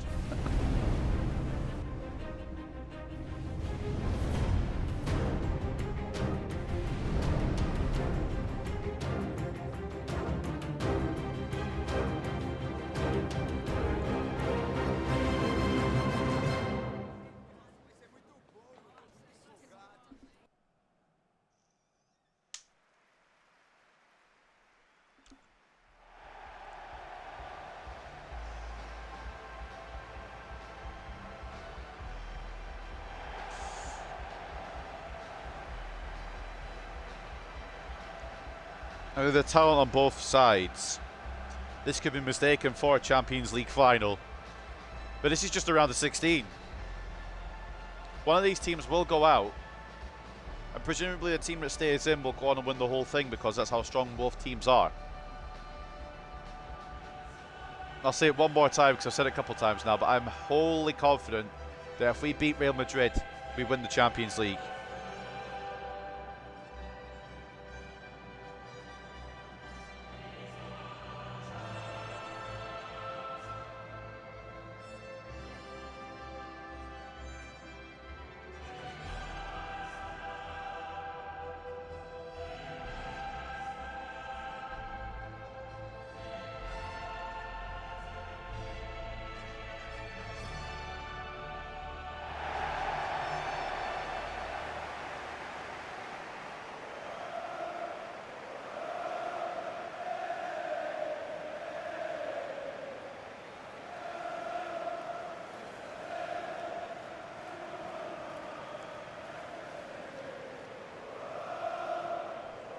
Well, we know what we've got, and I'm pretty sure, I think I know what they've got.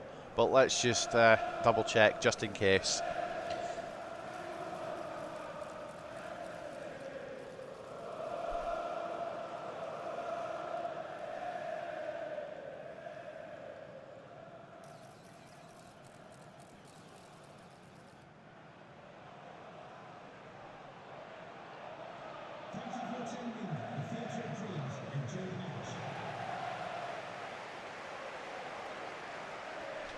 Shock.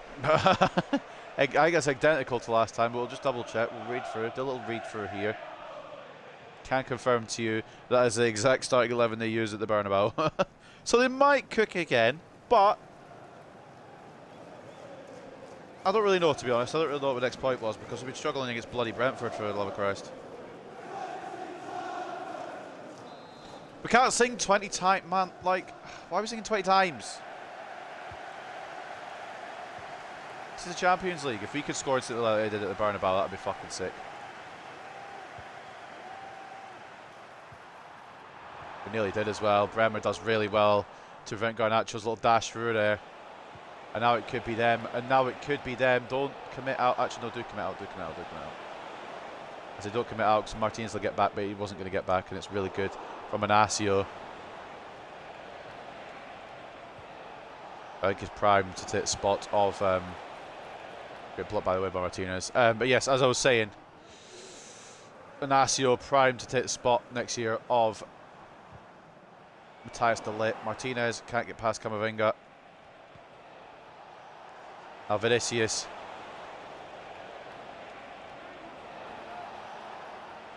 I mean, Martinez can't be any worse than Dalot, can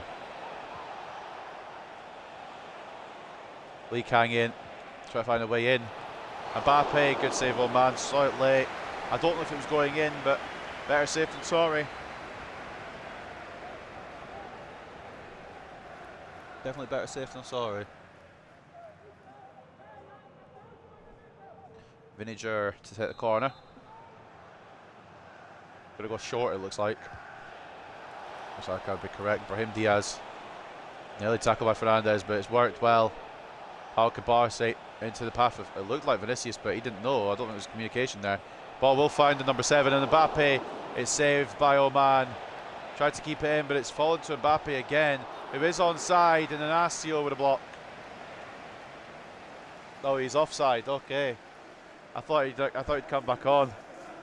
Oh, it's marginal, but it is just. Inacio doing well to block it regardless, just on the off chance. You just don't know sometimes. You got to guess.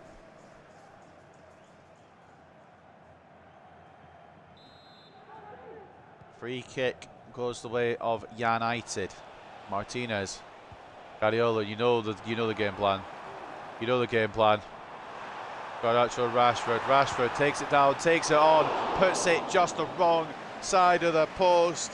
The number 10 through on goal, steadied himself, had the opportunity to, but it's just curled the wrong side. Look how close it is. Look how close we were to having a lead over Real Madrid, man.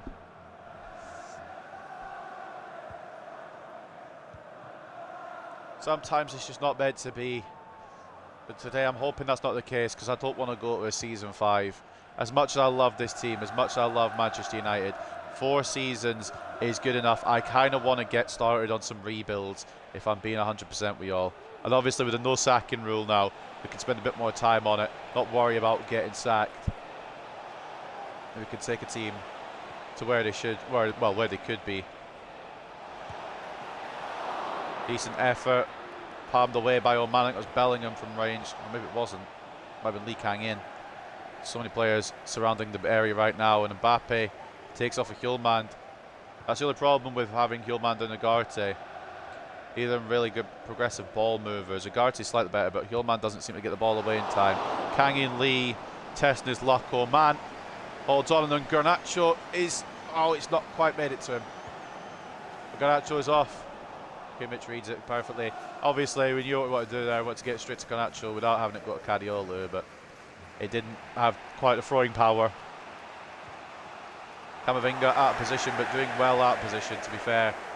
Kvaratskhelia, can Rashford be picked out? It's not the greatest ball whatsoever, but it's going to fall to Marcus Rashford, and it's going to be 1-0. We lead Real Madrid. I'll admit the ball from Kvaratskhelia was pretty poor, but they're trying to deal with it. I don't know who, I think it was Ruben Diaz who tried to deal with it, did even worse, and it left Rashford with time and space. He composed himself. Oh my God, if you told me, ladies and gents, that my starting striker would not be Højlund or Xerxes, but Marcus Rashford, and I called you a liar. He has been absolutely phenomenal in the second half of this season. Second to none. Obviously, he scored hat-tricks against lower teams like, I think it was Oxford, or he got 2 goals or something like that against Oxford, but... Oh, we've just let Vinny through. Martinez doesn't know.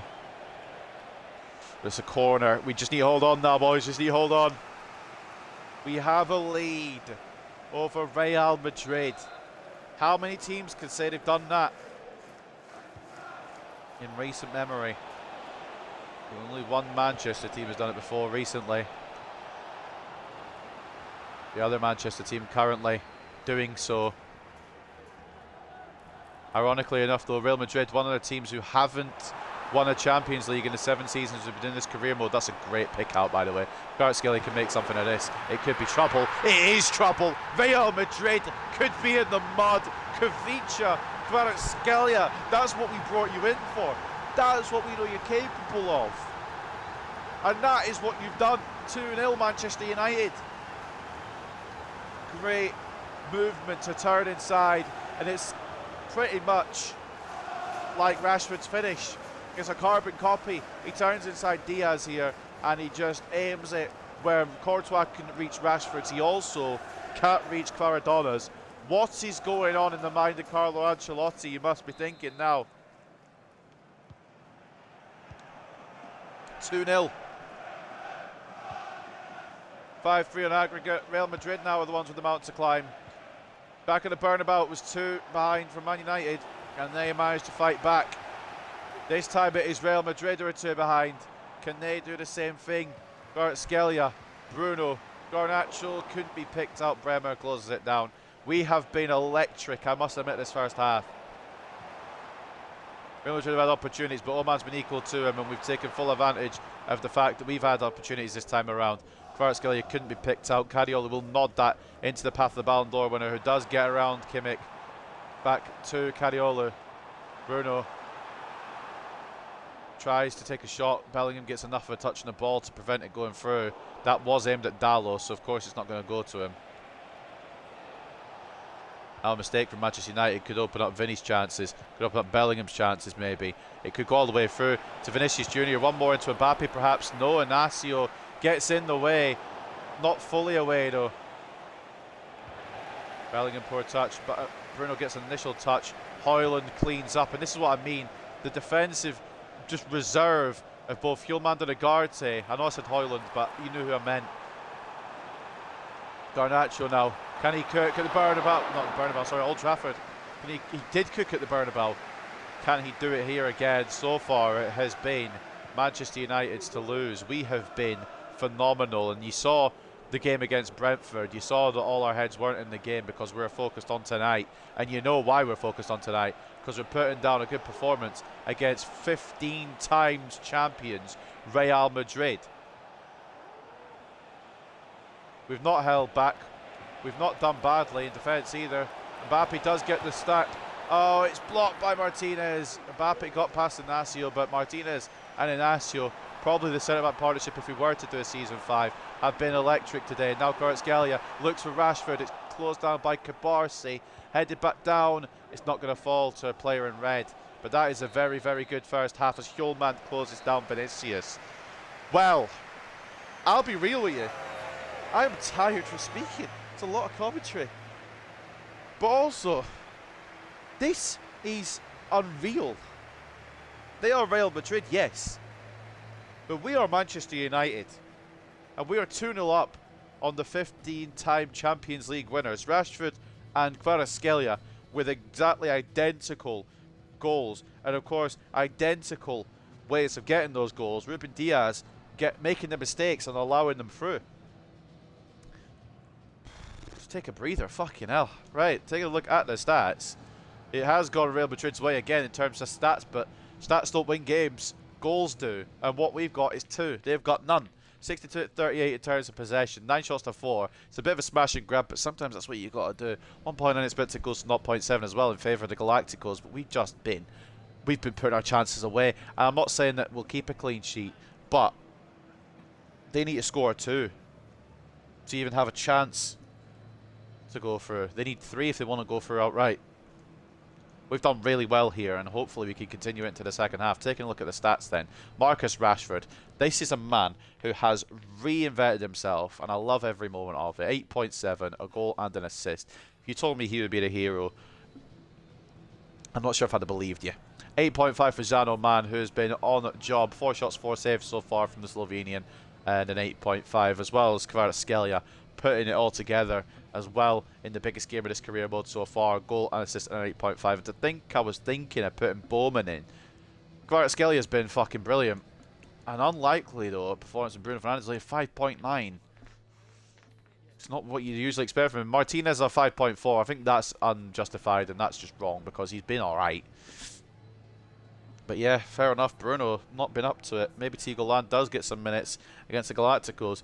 7.7 for Mbappe. He's the only one that seems to be doing anything for Real Madrid. Brahim with a 7.2. He's been trying, bless him. And they've switched the formation about as well. So I'm just kind of taking a look. They've gone for a 3-back now.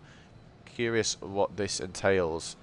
It looks like Cabarsi, Diaz and Bremer all at the back. Thibaut Courtois behind them, of course. And you've got Camavinga and Kimmich sitting in behind, with a midfield of Vinny on the left, Brahim on that left hand side as well. Bellingham and Kangin on the other side with Mbappe up top. Maybe they'll try to find something to do a second half. But Thibaut Courtois, 3 shots, 1 goal, 1 save, 2 conceded. Maybe the downfall of the Belgian now, finally, thank God. Still 89 rated, but just hasn't been up to it today. Is there a chance? Well, I says more than a chance. We're 2-0 up. Can we hold on against this new system of Real Madrid? They're trying something different. Try and hold on, or to try and just go full-fledged attack on us. Arno Martinez blocks it second time. Great save, Zano Man. Again, equal to it. Guardiola can bring it away. I think some anger coming out of the Real Madrid players now. Garnacho into Bruno. Rashford could be through. That's just poor, and it's just not been Bruno's day. Sometimes it's just not your day, but when we're winning, I don't really care. Especially when Bruno, who's so consistent all other times, he gets a fucking pass for it because he's Bruno Fernandes. He's been brilliant in his career mode entirely. Ball inside. Oh, it's well done again, but it's well saved by Oman again, and we get it clear. Wasn't sure if Oman wanted to collect or if it was cleared by Martinez. Well, it ended up being cleared by Martinez, but miscommunication there could have gone wrong. It didn't, thankfully. Ali Kang in, try to get it to Bellingham. Real Madrid, if they're going to bring this back, they need a goal now. Ferdi Cariola does very, very well. And Manchester United are doing very, very well. Just a reserved effort here, but Camavinga steals the ball. Ball blocked by Martinez. Camavinga will get second. Brighton Cherry off target. And Lee Kage will get the yellow card for the foul on Cariolo, was it?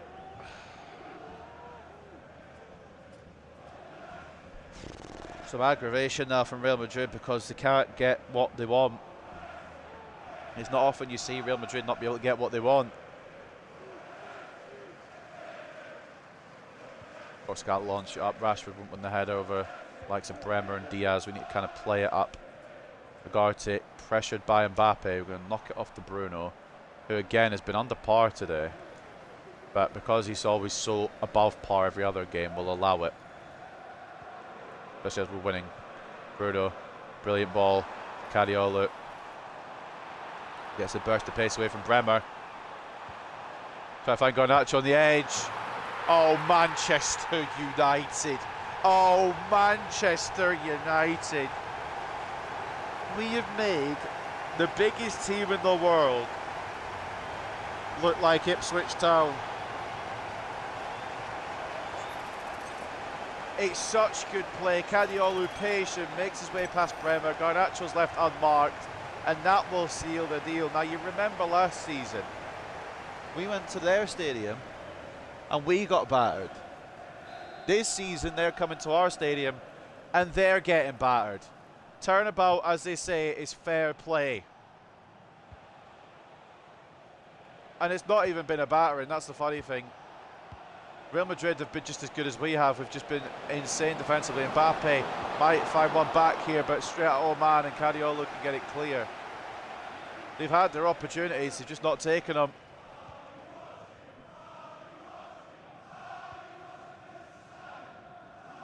Very, very under par from Real Madrid. Because you'd expect them most days, and even in that last leg, they would have taken all the chances they'd had today. They'd be about 3 or 4 up. It'd be another 3-all draw. Currently as it stands, in my opinion. But again, it's just not been their day, and sometimes it just ain't your day. Real Madrid don't have many times where it isn't their day, but today is a very rare occasion where it just hasn't been. I think if it wasn't really decided before, brilliant save, Sanoman again, a bit acrobatic, wasn't really necessary, just put a save on for the cameras there. If it hadn't been decided before, I think the new centre-back partnership for the foreseeable future, if we do have to go into a season 5, will be the duo of Martinez and Inacio. And even then, Martinez will be ageing. So eventually it will be probably Inacio and Diamande, or even, depending on potentials, Inacio and Yoro. What I do know is there's nothing wrong with the centre-back situation at Manchester United. Kvaratskhelia picked at again. Rashford wants it. Will Rashford get it? He might. He's run in. I thought he was going to go to the edge. I thought he might have stopped his run and gone to the edge. Maybe I passed it too late. Probably 50-50 to be honest. Camavinga gets his way out of trouble. But Ugarte covers. Bellingham takes it off him, but Ugarte wins it back again. And now Bruno Fernandes. It's in good range for him. He twats one. Good save, Courtois. And we are going to give Land 15 minutes against the Galacticos. Nothing against Bruno. He's just been under par today. And I also want to give Land some minutes against the big team. So Hillman gets Yarnbach for 15 minutes. And Tigo Land will come on against Real Madrid.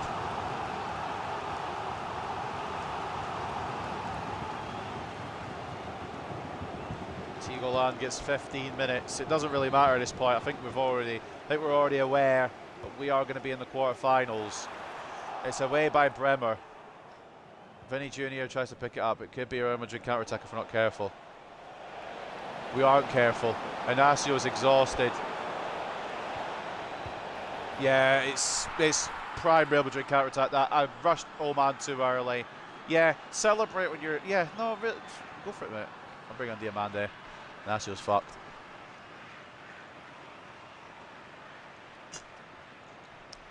Yeah, Vinny, brilliant counter. Mbappe on hand to convert. I thought Vinny might have been greedy there, but smart play. Nothing Oman could do about that one. And Mbappe saluting as his team is still 2 goals down with just over 10 minutes to play. You've got to respect the shithousery, I suppose. Or something. I don't really know.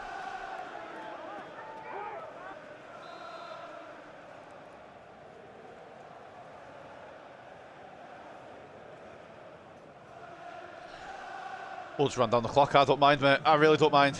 Diamandi comes on just for stamina reasons.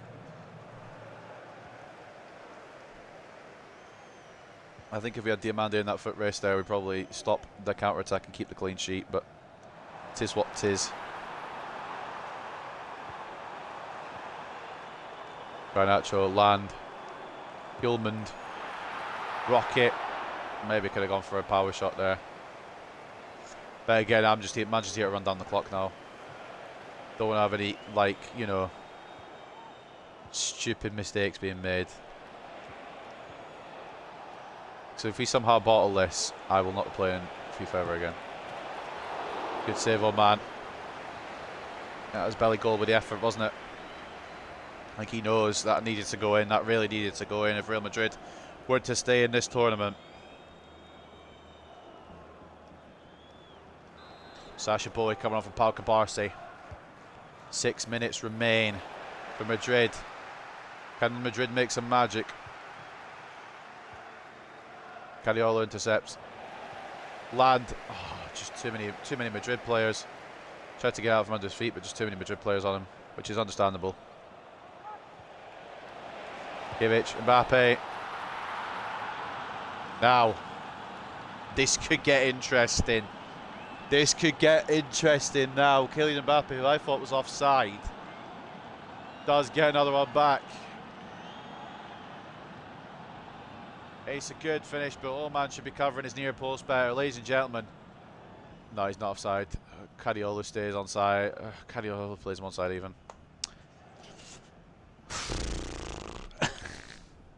We can't. We surely can't. We can't bottle this. We can't bottle it. We can't go for a third successive 3-all draw, surely.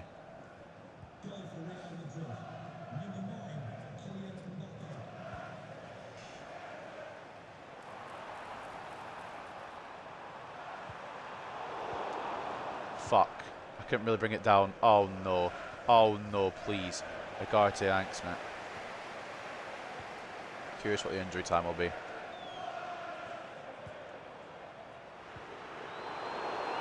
Garnacho closed down by Boy. 3 added minutes for Real Madrid to save their skin in the most emphatic way possible. It would eclipse our comeback of the first leg, definitely. Will Real Madrid take it to extra time? Arno Martinez with the block. Everything matters now. One more shot for Real Madrid, perhaps. The ref's not going to give him it. The ref's not giving them the counter-attack. And Manchester United, it's a bit shaky at the end. But that was through pure fatigue, I think. Rodriguez beats Ancelotti. Manchester United beat Real Madrid. And the biggest team in the world, the 15-time Champions League winners, will go by the wayside. Mbappe tried to do a World Cup 2022 with some late antics to try and save Real Madrid, but in the end it wasn't enough. It came too little too late. And we are through to the quarterfinals. And more importantly, Real Madrid are out. Man of the match goes to Marcus Rashford, who has been on top form at that top end of the pitch. Goal and assist at 8.6. A goal and assist at 8.3 for Kvaratskhelia, whose stocks go way back up now after doing something like that against a team like that in a situation like this. Garnacho with a goal and an 8 as well. The other assist coming from Cariolo, 7.9. Very good all round, though. Man let himself down a little bit at the end. But 11 shots, 9 saves, 2 conceded. I'm not going to fucking have a go at him, am I? Because we bloody won, mate. Bruno was the only one that I would expect a good performance from, and he was kind of mid.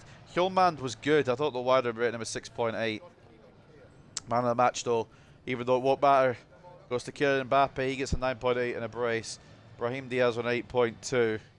Assists coming from Joshua Kimmich and Vinicius Jr. 7.6 and 7.3 respectively, but it was Thibaut Courtois that really let him down. 6 shots, 3 saves, 3 conceded. Not good enough from the Belgian shot stopper. And I'm thinking if they use Reste as a younger player with more agility perhaps, would he have got to those bottom corner shots, or were they just too good? Were they unstoppable? What I do know is that we are through to the Champions League quarter-final. 61 to 39 in terms of possession, 18 shots to 7, 4.5 expected goals to 1.1. Talk about a fucking smash and grab. Sometimes you got to do what you got to do, and we had to do it, and we did it. We go through. Fucking hell, let me just get my composure. Let me just get my breath back, man. Fuck me. W season here at Old Trafford. 6-5 in aggregate. I'm curious who else went through and who we're going to be facing, to be honest with you. But what I do know is that we've just taken out the biggest threat. And we've also become the biggest threat. Taking a look at the results then. Bayern Munich 4-2 on aggregate over Monaco. Arsenal 5-1 on aggregate over Benfica. Athletic Club beat PSV on penalties after a 3-3 aggregate draw. 6-5 from the spot. 6-5 altogether in the round of 16 game. We nearly let it slip. But we end up advancing to the quarterfinals over Real Madrid. The second legs of the other games yet to be played, but we will see in due course how they go. All we know right now is that we'll be facing either Bayern Munich, Arsenal, or Athletic Club so far. It could be one team from the second set, and it'll probably be one of the Milans, Man City. I'm going to go and say Barcelona for the other one. I don't know. What I do know is we'll find out in due course. Imagine if we had to go from one side of the El Clasico to the other.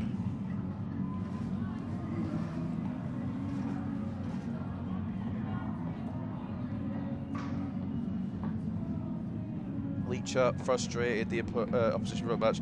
3 blocks speaks volumes. Oh, he was good. I knew he was going to be. And the complacency came through. But don't be so fucking confident next time. You can have your complacency this time, lad, but... just gonna ask questions about him. His head's gonna be so big it won't get out of Old Trafford, mate.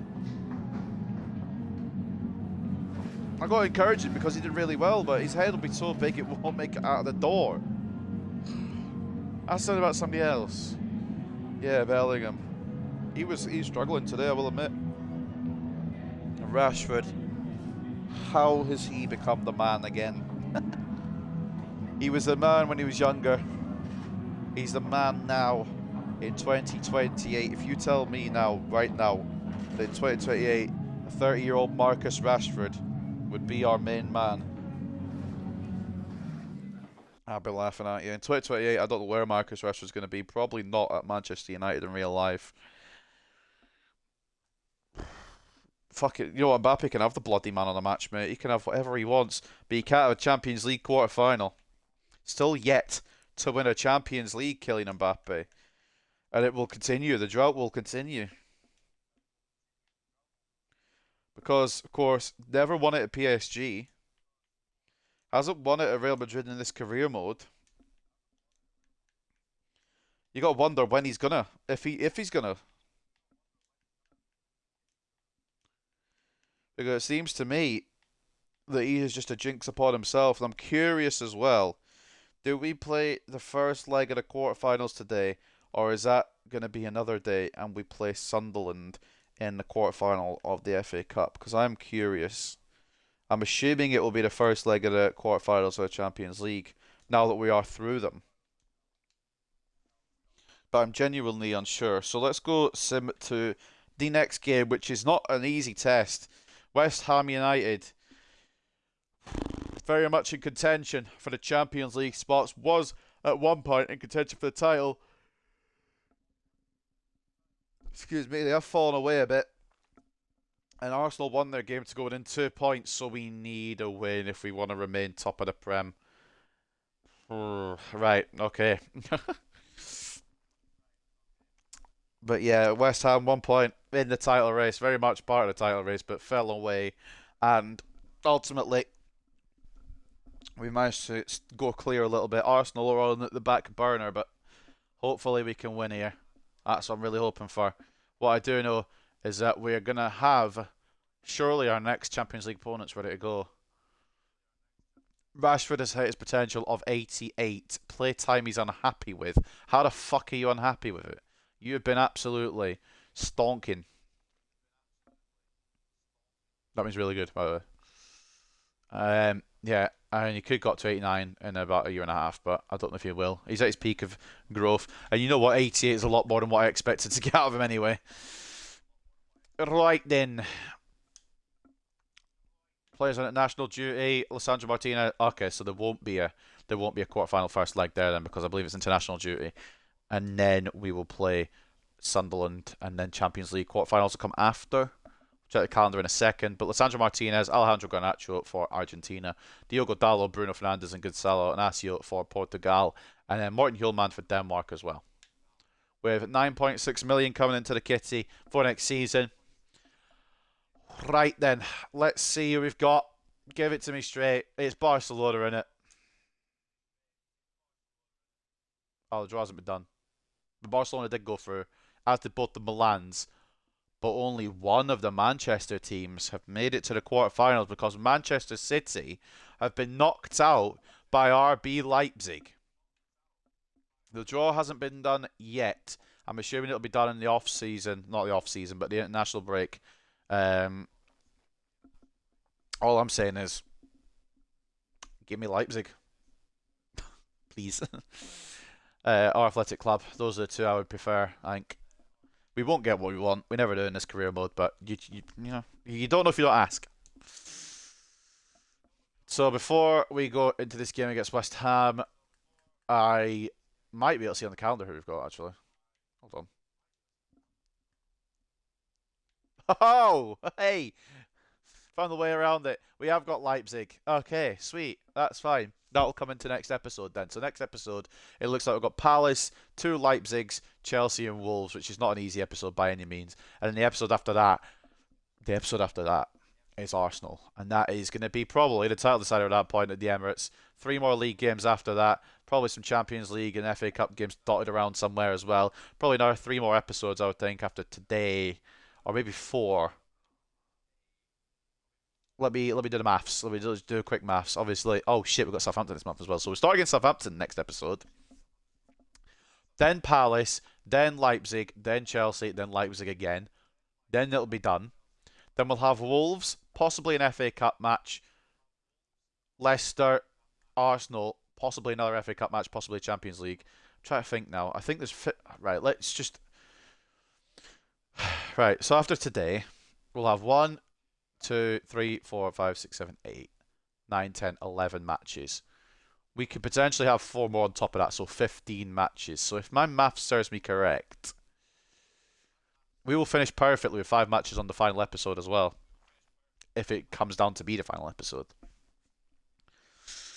But I think I'm probably going to do a Champions League final as a separate video.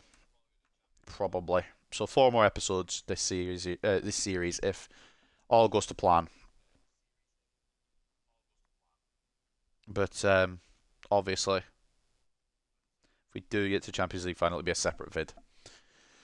So before we go into this game against West Ham, then let's take a look at the news. So much news we missed. Man United play host to West Ham in a massive game that'll have great influence at the top of the table. The league leaders are in for a test. Big win for us last time we played them. Did we beat them? Okay, I'll go check the scoreline on that one because I'm not 100% what the scoreline was. Not really fussed about the other European competitions. We can check that in a little while. After a great performance in the match against Manchester United, Mbappe is named player of the match. Unfortunately, his team will not be making it to the quarterfinals. Manchester United are no doubt excited to see another great performance from their club. Expectation level is high and rising. Garnacho managed to get his name on a score sheet. Manchester United's 3-2 win against Real Madrid. Are you surprised? Premier League Team of the Week has been announced. As we know, that was the one against Brentford. We weren't in it. There are a couple of players in it. And of course, Zano Man flexing that he is top of the clean sheet list. And I forgot what I was going to do. Because there was something I was going to do. But I've forgotten what it was now. It wasn't something to do with the calendar, was it? I don't remember. Oh, I was going to just quickly gloss over the European results from the other ones. Well, might as well. I'm not going to go in depth from Newcastle, Atalanta, Juventus, Wolfsburg, Villarreal, Besiktas, Celtic, and Braga all through. Fucking fair play Celtic. I wonder who they've got at this point that they're beating Spurs. Conference League, Valencia, Stade Rennes, Torino, Hoffenheim, AGF, Liverpool, Austria Vienna, and LASK all getting through in the conference. But I am really curious who Celtic have now. It's piqued my curiosity.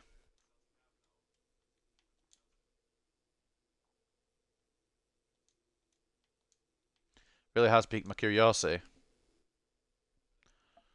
They got Renato Alves, whoever the fuck he is. He looks alright. Ethan Ampadu at 80. How has he got to 81? Fair play. Bernardeschi. What? Bernardo looks good. Yeah, okay. Aaron Engels looks good. Furahashi's still there at the age of 33. That is mad. Usually I don't check the Celtic team, but I'm curious how they beat Spurs. And honestly, it's decent, but it's not, mad. Gordon Moffat might be doing the business as well. Yeah, okay. You know what? I can see partly why they've done it, but like at the same time, they've got Johan Wissa. At the same time, if you compare that team and you go to the Spurs lineup just quickly, bear with me, guys. You compare that Celtic team to this Spurs side. Adeyemi, Balerdi, Ben Seguir, Buongiorno. They've got Habib Diarra, Dovbyk. Okay, maybe it's not the greatest Spurs team of all time. Kiergaard, Kulishevsky's still there. Madison's still there. They got Maz. I forgot we gave them. I keep forgetting we gave them. Porro as well. Rodrigo, for fuck's sake. Scalvini. Yeah, the Spurs team should definitely be winning, but it's quite interesting that it hasn't. And Watkins is going down overall because he was 85 not long ago. But yeah, Spurs should definitely be winning over at Celtic, but it's quite funny that they didn't. Anyway, while I was scrolling further, I want to check a quick check at the academy, see how potentials are looking, overalls are looking as well. Weston is still the best by a country mile, even if he's the lowest overall. Some of the potentials are kind of rounded out as well. Some of them are decent, some of them aren't as good. I'm not really too fussed at this point. I'm just waiting for Weston to come through because look at his fucking potential. A Royal score as well, probably, but the rest of them I'm not really too fussed about. I'll probably bring them up when they ask to be brought up, and I'll probably move them on. So before we go to this game against West Ham, let's have a little chin wag with the media about what we're expecting today.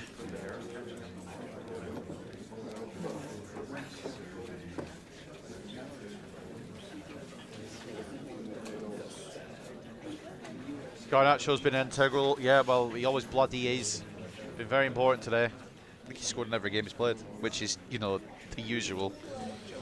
Got 3 goals over 2 legs against Real Madrid. Does not go unnoticed. Hillman, again, he was more of a defensive player. The pass isn't. I don't really give a fuck about the pass stats, to be honest with you, but really good against Real Madrid defensively.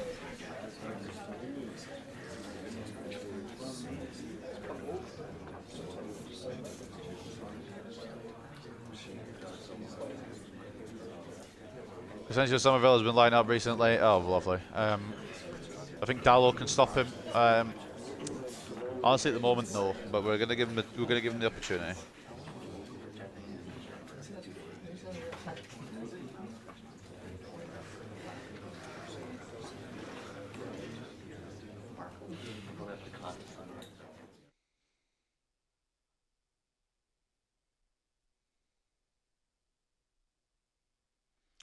Right then, let's see what they've got. Opponent analysis. They've got a bad run of form is what they've got. Fucking hell. This would be the time if we ever could to beat them, but Matthias Tell not an 86 rated. And the reason I know that is because it says the attack's 86. He's the only one in it. Valez in goal, Ake and El Halali as the fullbacks, Branthwaite and Singo as the centre-backs, Suchek in the year 2028, fucking hell, and Alvarez as the CDMs with Suchek captain in the side in the year 2028, fucking hell. Somerville off the left, Kudus off the right, Carboni at cam, Tell at striker. They've got Trubin, Reinders, Mavropanos, Rodriguez, Kilman, Malacia, and McAllister all on the bench. I think that's a different McAllister to the Alexis one, isn't it? Because it doesn't have the same face. He's not the same person, just for reference. Counter-attacking football, that's how we play, so that's how they play as well. It's going to be just back and forth kind of game here. It's probably going to be a goal fest again, though, in my luck. Tell, Kudus, and Somerville, the key attacking players. No key defensive players, so we might be able to just beat them through them having shit defenders or no key defensive players. Stats ain't fantastic, to be honest. I mean, they're decent enough, but they're not, third place stats when you just read them on the face of it. Tell 8 and 7, Kudus 6 and 7, and Somerville 9 and 5. You'd expect a bit more. Anyone else been ploughing in with goals? Suchek has 4, Carboni has 5. Yeah, I mean, some of these are just not kind of those stats you expect from a third place side, but maybe I'm wrong. Maybe they'll prove me wrong here today and they'll just batter me and be like, yeah, well, here you go. Hold it. But yeah, Alvaro Velez and Trubin have kind of been sharing the game time. Velez 84 rated, Trubin 85. Fair enough. And then Hagee is he's just there in it. He's there for the ride. So that's the team that West Ham are bringing. We're going to go as strong as we can. What have we got after this? An international break, so... And then Sunderland, so we can kind of have a break. Cariola's slightly tired. I don't trust Shaw against Kudus, though, so he's just going to have to grin and bear it. We'll maybe bring on Shaw late. But also, we've got a break after this anyway, and he's not going on international duty, so he can just chill for a bit. Oman, obviously, will go back for this lot. I've not used Martinez and Delit together in a bit. Just see what they can do. Agarte and Mainu comes in. Hjulmand was the worst of the two against Madrid, in the game's opinion. I don't know if I agree. Tigoland will get a shout because Bruno just did not feel good in that game against Real Madrid. Kvaratskhelia stays in because he was good. Garnacho stays in because he's Garnacho. And you know what? Højlund could have a nod up top. Why not? See what he can do. Captaincy will go to... I suppose it will be Martinez's today. And that is the team that will face West Ham, I should say. We are Manchester United at Old Trafford. Oman in goal, Cariolo and Dalot as the fullbacks, Martinez and Delit as the centre-backs, Mainu and Agarte as the CDMs, Land at Cam, which is mad because Bruno obviously should be there and will always be there usually, but absolutely stinking up the gaff against Real Madrid. Did not really like what he was bringing, so Land will get a shout here. Garnacho left wing, Kvaratskhelia at right wing, and Højlund at striker. At Old Trafford then, it's Manchester United versus West Ham. What's up, Izzy?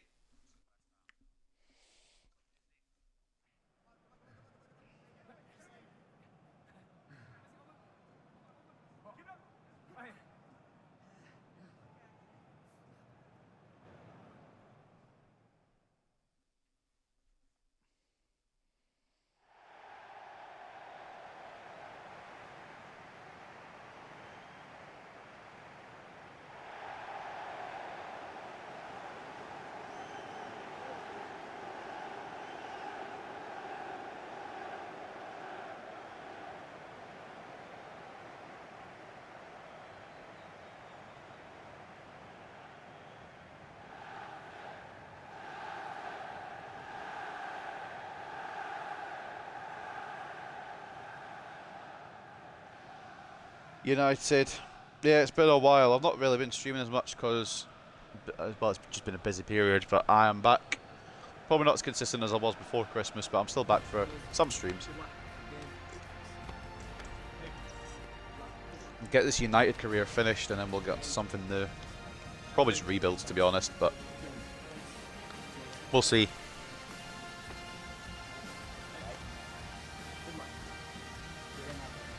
Oh, they're going with Trubin instead of Velez today.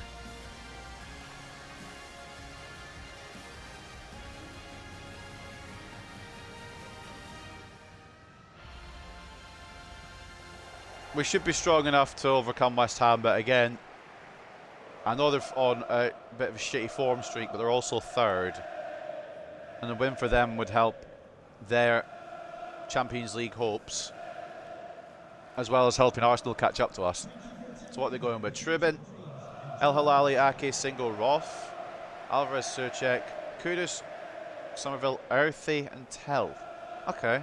They've rotated it a little bit, I guess. Okay. And my question, see if Yamal could work at CDM. He got to 77 rated at 23 and then stopped growing. Yeah, some of them just really, really don't work when you try and do that. And Yamal, it seems, is one of them. Go on, early. Oh, Ake, you little bitch. Guardiola. Land. Oh, good save, Trubin. Good start, though. Positive start from Manchester United. Early corner.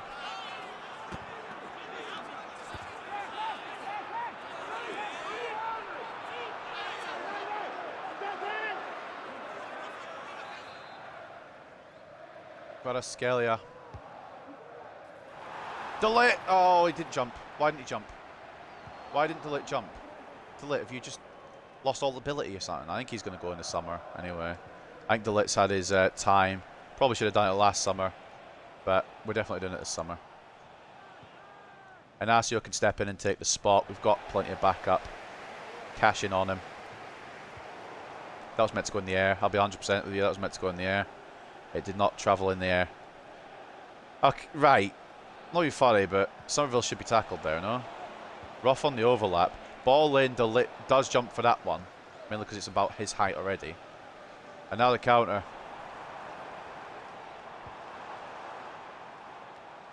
Not going to win that. Alright, it's going to come to Lando. Oh, he's done well. He's done really well. Good save, Trubin again. Yeah, Land's been cooking as a cam, you know. Blocked again. Yeah, I really like Tigo Land. I know we always do it as like a meme signing because Demonades is one of Demonade's favourite players. He's one of the viewers, obviously. One of his favourite players, but realistically, he's actually not too bad, is he? Talk about somebody getting 4 goals in 3 matches. That might be Garnacho, but I wasn't really paying full attention. Trying to defend Garnacho. Oh, just yeah. Stick to shooting, lad, because the passing's not really. I probably should have done more with his passing before its potential. Tell closed down by De Ligt. Strength advantage goes with De Ligt. Obviously, the pace advantage goes with Matthias Tell. It was a really good acquisition early from West Ham. 91 pace, 80 shooting, 89 passing, 90 dribbling, 69 defending, 76 physical. Yeah, he's not really a defensive player. Most stats I would assume. Tell, saved near post by Oman. Good job.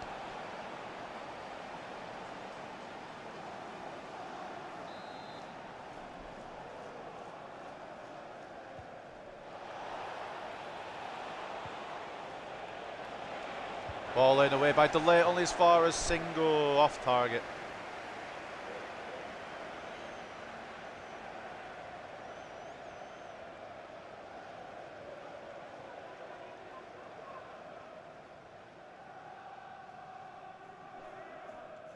Ball out by Oman. Aim for Højlund. Like I said, if you've got Højlund or Xerxes starting up top, you can do that. If you've got Rashford, you kind of got to play it up the pitch. He's slightly smaller and won't win as many of those duels. Dalot. Can he go all the way in? He can. Finds Garnacho. It's blocked for a corner. I think Dalot touched it after it went out of play. No, he didn't. Lovely. Considering he starts with 23 defending, 49 physical, I mean, he grew really well. I mean, yeah, when you put it like that, yeah.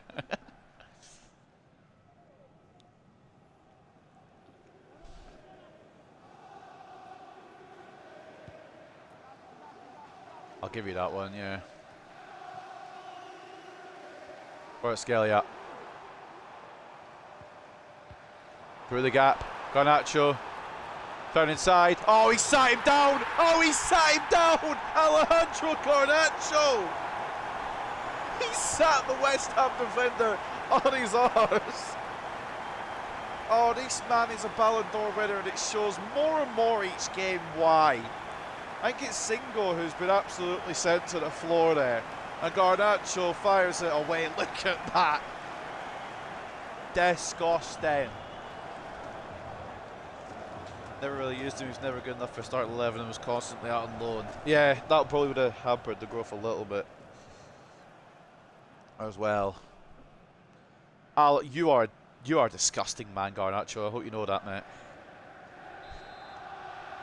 Try to charge. Well, I saw briefly anyway. I didn't actually go in depth with it, but I saw briefly that Garnacho was catching up to Gyökeres for that Golden Boot race, and he really, really wants it by the looks of it. Try to get back-to-back Golden Boots.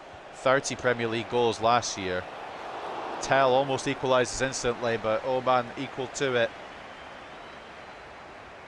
He might not quite get to the 30 he got last year, Garnacho, but mate, he's provided more assists this year, and he obviously he's a Ballon d'Or winner, so Somerville to deliver this in probably towards Tell. I'd like to use De Ligt, but I'm not actually allowed. Ball in by Roth. It's away by De Ligt.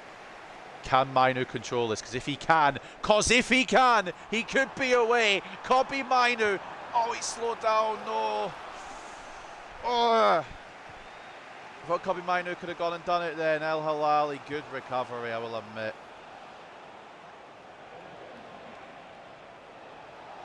The lit can't take it off the tail. Ball goes out. Oh, that's poor by Cadiolo, but it's well done by Oman. Kudus, I think it was there.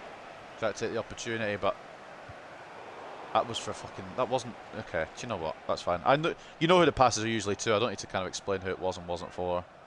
You can probably guess where I'm meant to be aiming at this point. The amount of times I mess up the passes.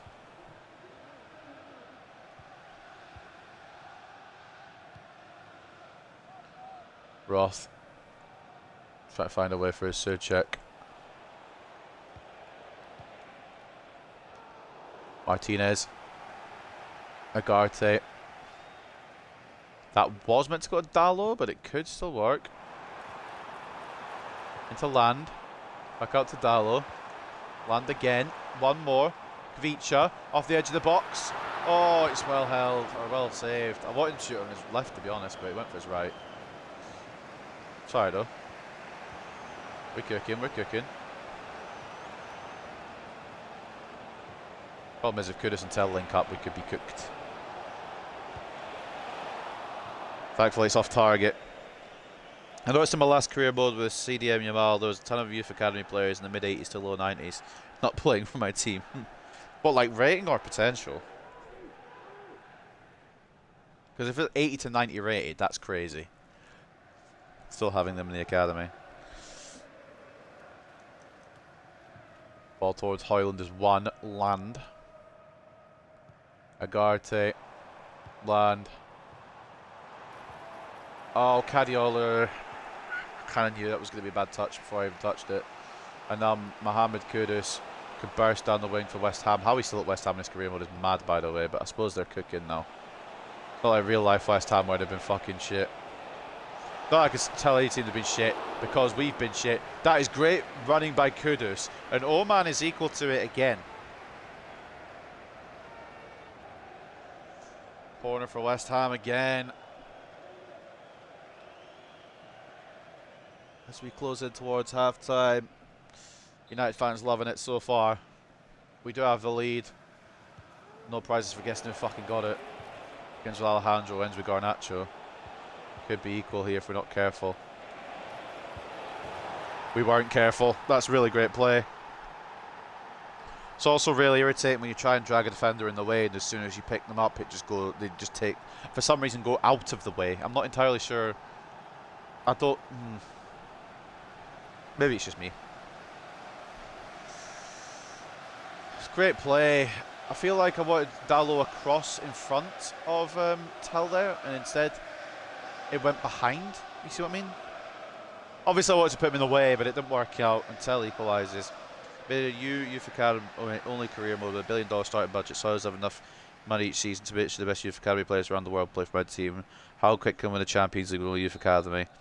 Rating, but playing for other teams like Newcastle, they're a 91 rated Moroccan right back who wasn't Hakimi in their squad. Fucking hell. Yeah, the youth talents this year are so good. Keep that in, please. Lovely. Yeah, it's just mad some of the youth academies this year. Can Land do something?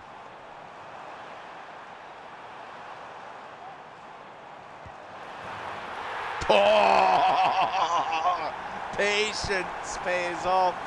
And Tigo Land with his first Premier League goal. We thought we were going at half-time level. Tigo Land said, no thank you, sir. We are going to be in the lead going into the break. Patience, persistence, and he found the corner. And Tigo Land. We were thinking maybe he'd be the next Bruno Fernandes in this squad. He'd be the next Cam, perhaps. Or maybe he's just going to be the first Tigo Land because he's already brilliant.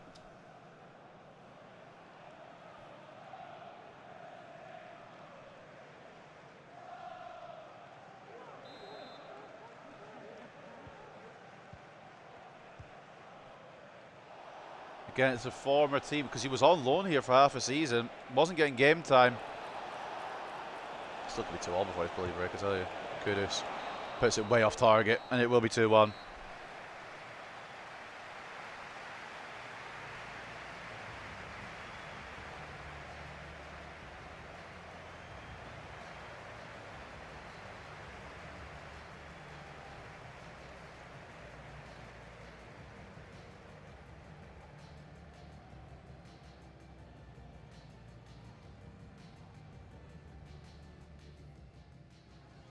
Well, we'll take that.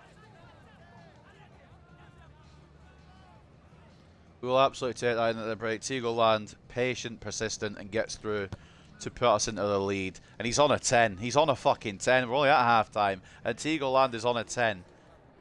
Is he really the successor to Bruno? I think he might just be. Fucking hell. Goal and an assist from the little Dutchman at half-time. Kurt Skelly with an assist and an 8.6 as well. 7.9 for Oman, who has done quite well. 5 shots, 4 saves, 1 conceded.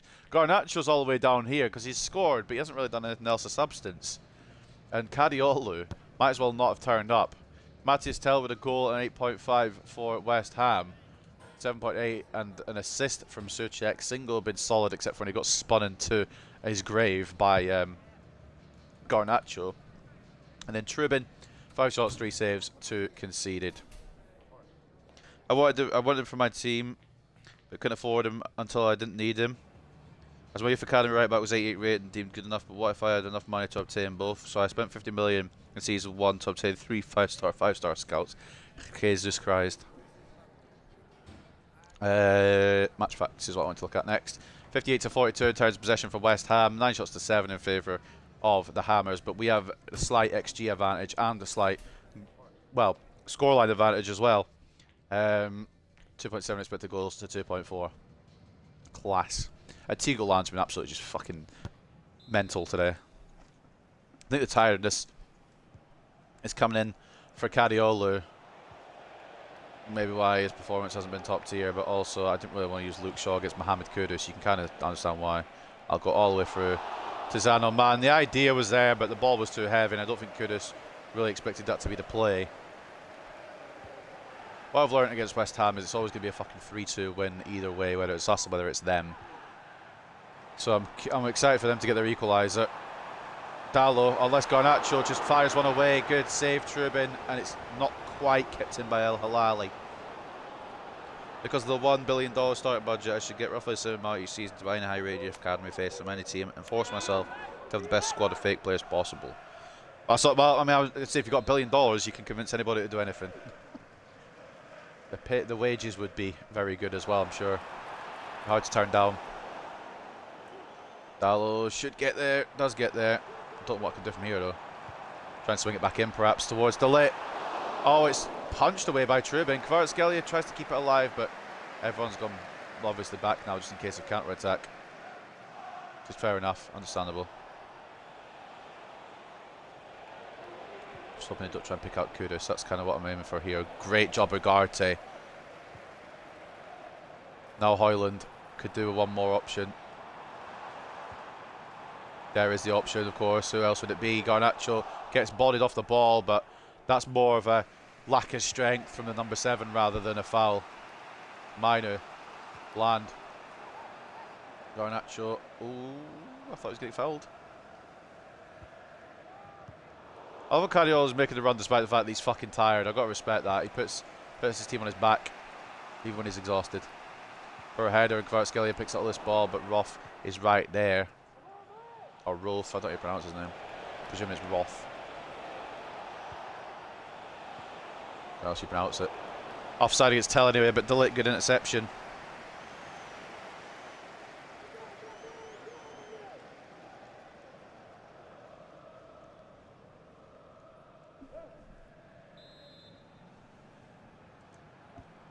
Zan Oman. Matthias Delit now out to Minor. On to Kadiolu. Now Garnacho. They're just letting us all the way through. Oh, that's just fucking... So the last pass it's letting us down, and Garnacho, I'm surprised it's him that's letting us down, but obviously he's more focused on the scoring aspect than the passing aspect now. Kvaratskhelia, good win back though. It's not much better to be honest, but Hoyland gets the rub of the green there a little bit. Land. Now to Garnacho. Oh, I just love the finesse plus. I do probably shoot sometimes with that man when I shouldn't, but I just love the finesse plus. So glad he's got a playstyle plus because he's so good with it as well.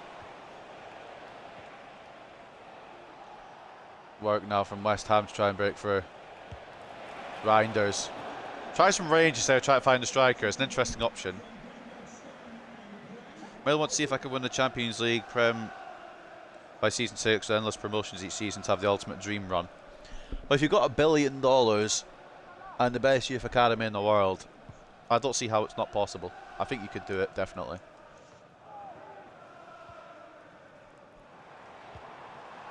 Anything's possible. Gallo. Highland. Oh, Garnacho, please tell me you stayed on side. Lovely. He's a fucking cheat code. He could even have a shit game and he'll still grab you a couple. It isn't fair. It isn't fair. The Finesse Plus just breaks everything. There's nothing Trubin can do there. It's great play all around. Hoyland lays it off on a platter. And there's nobody, once again, closing Garnacho down. I've just realised now, I apologise. It was actually Ake that he sent to the floor, not Singo. In his first goal, I believe, earlier in the match. Mate, yeah, I feel like I'm cheating having Garnacho. Oh, Cobby. Oh, okay. I'm allowed to keep the ball. Ball control any midfielders that won't control. Lovely job. Minute. Now Garnacho. Of course, we've got a little international break after this, so we don't have to make changes, but I might make a couple anyway. I want to try and find the run of land. Still could. Still might. Still have. Oh, straight out Trubin though. And then when we come back anyway, it's an FA Cup game, but it's against Sunderland. And no offence to Sunderland, we should be sending them packing with that issue.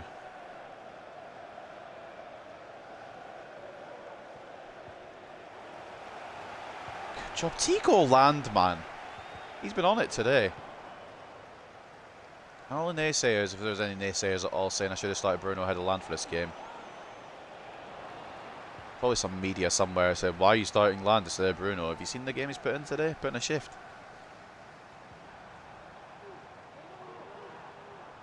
And this man here has regained a lot of faith as well. And he could make it 4-1. And it's a great save from Trubin to prevent it. Although, to make it a challenge to start with a half-a-star rated team. Yeah, fair enough. Makes it even more of a challenge. I'm going to make some changes here because Cadiolo's on his last legs. I know Luke Shaw is not going to be able to deal with Kudus, but we're going to do it. I'm going to leave Land. He deserves a 90. He's been really good.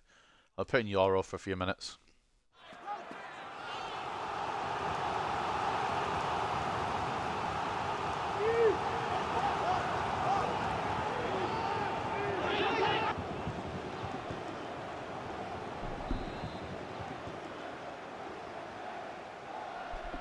Corner United then, Kvaratskhelia for the delivery. First is found Hoyland. Gallo can't win it. Land does. He's fucking 5'6". What's everyone else's excuse? Oh, shit. Good job, Luke Shaw. On job. Agarte likes it from his kind of range. Blocked.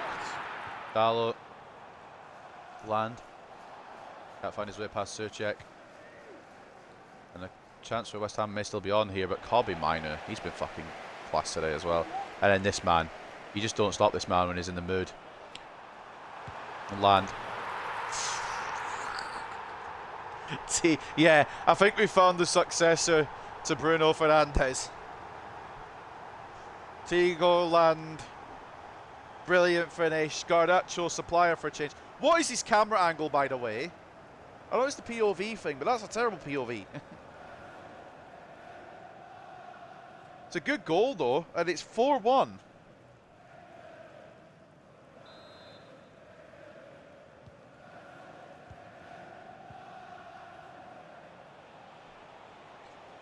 I mean, West Ham have been on a poor run of form, and it's kind of shown in this game. Alvarez, I don't know what he's trying there. I think West Ham have lost it. The heads have gone. Most of the youth academy players I'll collect from my youth academy will be good enough to start, but until I get a solid starting 11 going, I'll be taking tons of losses or draws. True. That's the only problem with it, but again, eventually they'll grow and they'll be a super team. That's the beauty of youth. That's why I like youth academy career modes. You're getting unknowns, players that don't even exist, and you're making them into the best players in the world. Could be on for 5 here. Garnacho's feeling it today now, second half anyway. It's closed down. Will Tigo land? No, well, Tigo land Could have. He still could. Well, Teagleland could have got a hat-trick, but unfortunately, the big Danish number 9 was in the way. Rasmus Højlund blocking the hat-trick attempt. You know what, who cares? It's been a fantastic day for Teagleland and for Manchester United. Of course, Alejandro Garnacho as well among the goals. I believe he's now level with Victor Gyökeres. El Hilali prevents the ball from getting to him on that occasion.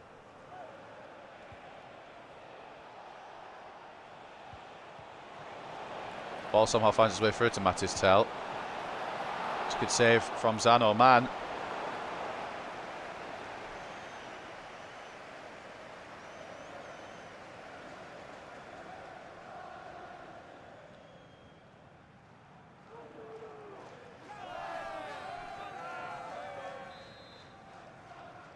Ball will be on its way in from Mohamed Kudus.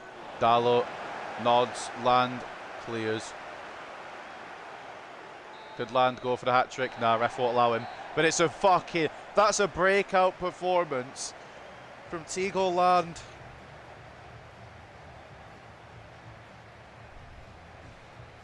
And it's a really great performance from a Manchester United side who are against the West Ham side who are still contending for the Champions League. Garnacho with a brace, but the real player of the match for me, and I don't know if he'll give it to Garnacho or if he'll give it to the Dutchman Teagleland, but it's obviously got to be the Cam for me. A brace from both of them. Tell getting one that was quite quickly cancelled out. Made it 1-1 at the time, but Land immediately scoring before the half with a superb solo effort. And then him and Garnacho linking up. It might be Garnacho just based on the fact that Garnacho got more assists, perhaps. I don't know. 52-48 in terms of possession in favour of West Ham, but 17 shots to 12 and 5.3 expected goals to 2.7.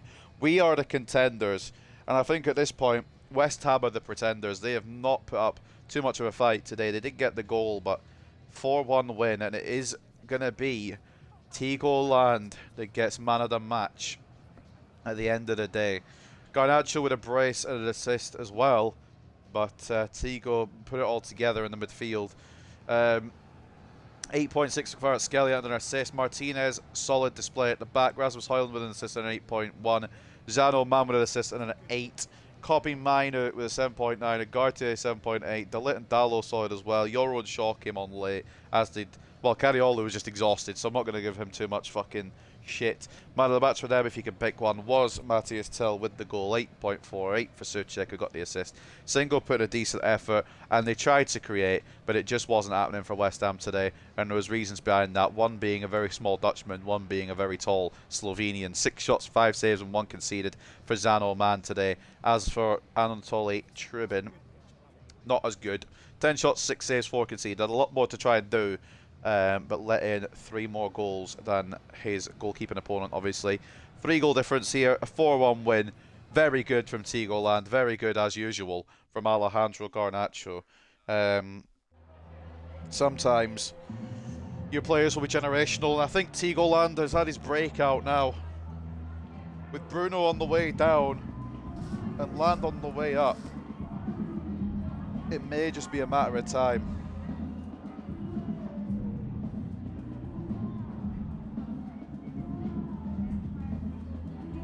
Agarte, very good. I always love Agarte. I've loved Agarte this whole career mode. He was a bit of a dip in Season 3 in terms of form, and he's had an injury this season, but Season 2 Agarte was the best DM in the world.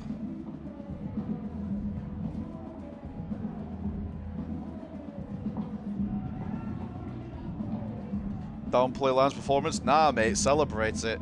Absolute baller.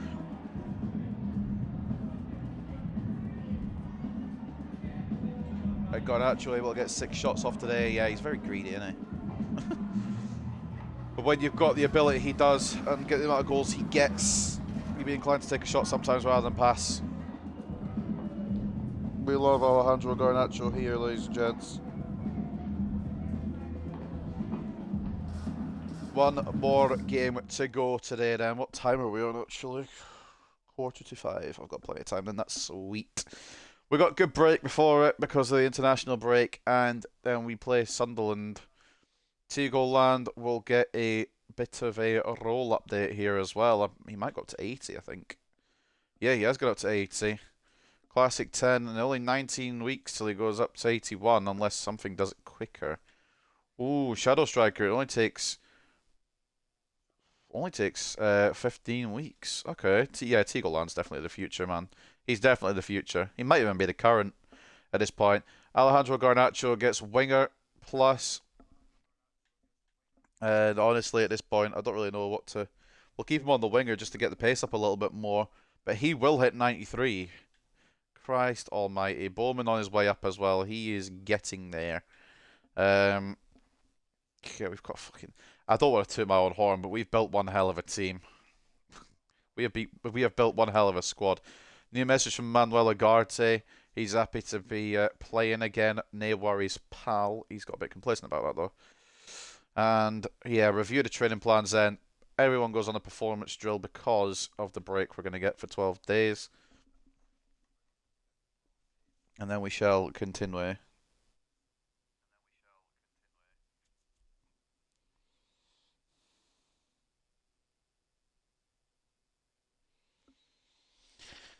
$12 days then. Ooh, Spurs won a trophy.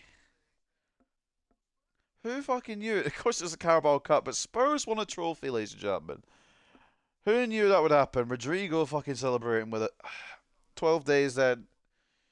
Break time. 6 players in a team in a week, but we'll get to that when we get to the next game. We'll review all the news soon. And we've got Leipzig. We already knew that. We snuck on the calendar and had a little gander. We knew Leipzig was next. And before we go today, I'll probably check what I've got just to have a little scouting update. So nothing to really cover besides the fact we've got Sunderland next. Curious how the other draws went though. Who got who in the Champions League? Barcelona got Arsenal. Inter Milan got Athletic Club. We got Leipzig, which I'm very happy about.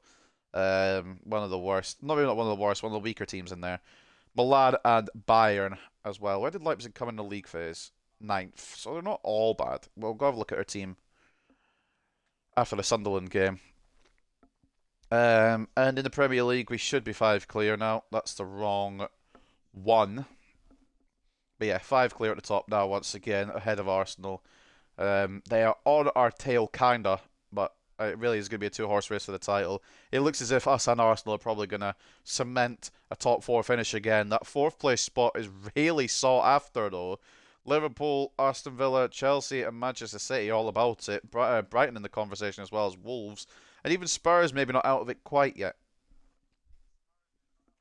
So before we get into this final game of this episode against Sunderland, we will have a look at what we've got to read here. Fulham and Chelsea will play their FA Cup match. Sunderland and Manchester United are preparing for the Emirates FA Cup quarter-final match. Who do you think is going to win? Will Stadium Alight see a shock, or will it be business as usual, as Manchester United should advance here, but fuck knows, honestly. France beat Poland, Ghana beat Portugal. We haven't been offered a nation for the Euros, so I'm assuming we won't be doing a Euros at the end of this. Spain versus Northern Ireland ends in 2-all score, 4-1 to Hungary. Manchester United will likely consider themselves lucky after a favourable draw. We'll see them face Leipzig in the Champions League quarterfinals. I'm overjoyed with it, mate. There you go. Bring it on. Netherlands beat England. Croatia beat Hungary. Lyon drew at Barcelona. I'm assuming that's the women's football. And as we know, yeah, we got Leipzig. And a team of the week from last time around. 6 players in it. Oman, Martinez, Dalot, Kvaratskhelia, Land, and Garnacho all involved in the team of the week. And Bruno Fernandes continues to impress with a Manchester United star leading the season's assist charts in the Premier League. And this is a declining Bruno Fernandes as well. Obviously, we knew what he was like at his peak because we had him then. But he's slowing down a little bit. But you wouldn't know it, would you? Although we do have the ready-made replacement firing on all cylinders as well. So let's see there what Sunderland are going to bring to the quarterfinals of the FA Cup. Lawson in goal, Cherkin and Huggins as the fullbacks, Elise and 09 as the centre-backs, 09 captain on the side, Ekwat and Neil as the CDMs. Mundle left wing, Roberts right wing, Achiche at cam, and Mayenda up top. Benedict, Poveda, Sealt, Hielda, Triantis, Isidore, and Plenko Pienko as the bench players. Won 4 out of their last 5, Sunderland, and they made it to the quarterfinals of the FA Cup, which you got to respect. They played a tiki-taka style with Neil and Ekwa being the key attacking players, no key defensive players.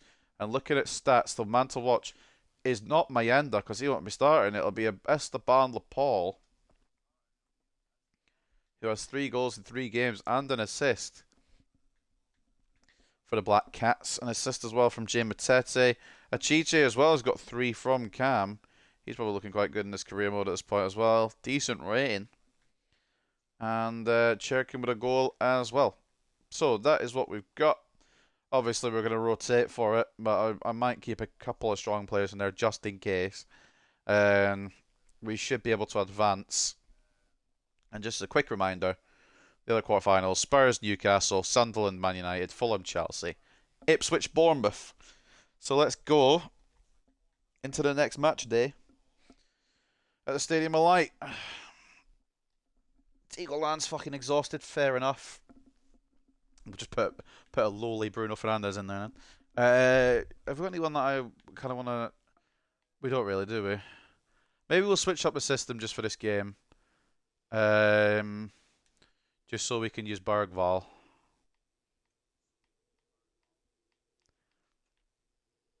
It's not quite our one. I don't really want to use a 4-2-2. I'd want to do this, I think.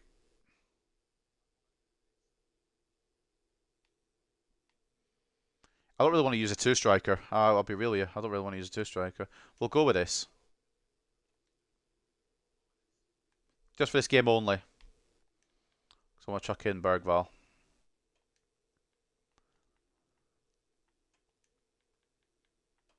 It is still quite a strong side, I must admit.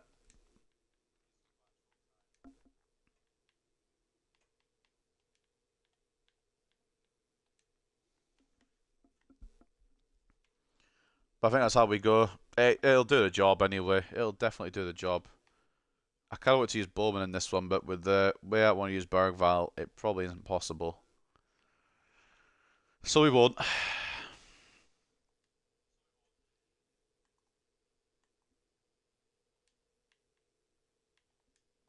That'll be a team then that faces Sunderland at the Stadium of Light in the FA Cup quarterfinals. Gillet in goal. Shaw and Martinez as the fullbacks, with Shaw captain in the side. Yoro and Diamande as the centre backs. Hjulmand at CDM. Mainu and Bergvall as centre mids. Fernandez at cam, and Xerxes and Hoyland at striker. At the Stadium of Light then, ladies and gentlemen, I'm just going to double check the bench, because there might be something I want to do that I haven't done. I'm going to put Cadiolo instead of Delict, because Delict's exhausted. At the Stadium of Light then, it is Sunderland versus Manchester United in the FA Cup quarter-final. I really want to make custom formations again like an older Fevers. Yeah, I don't like that they took that out. Custom formations are so much fun.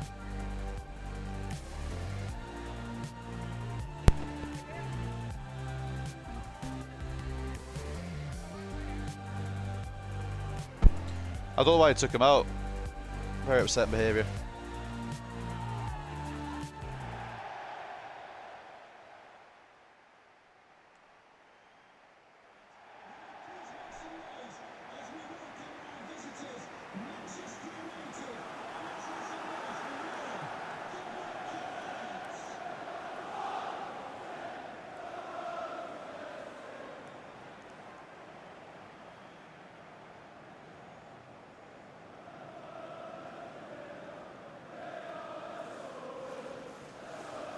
Bruno's the player to watch apparently. That's probably because we're resting Garnacho.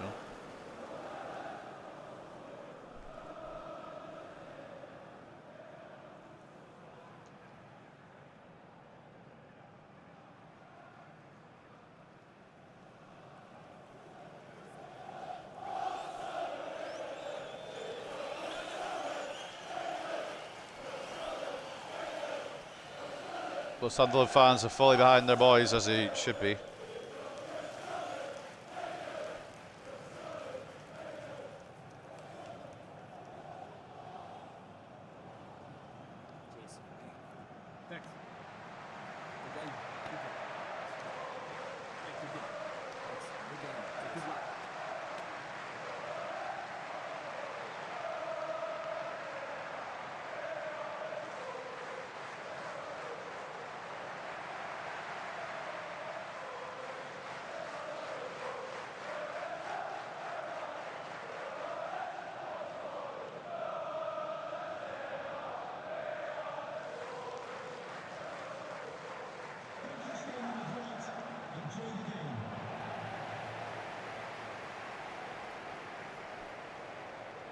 Here we go then.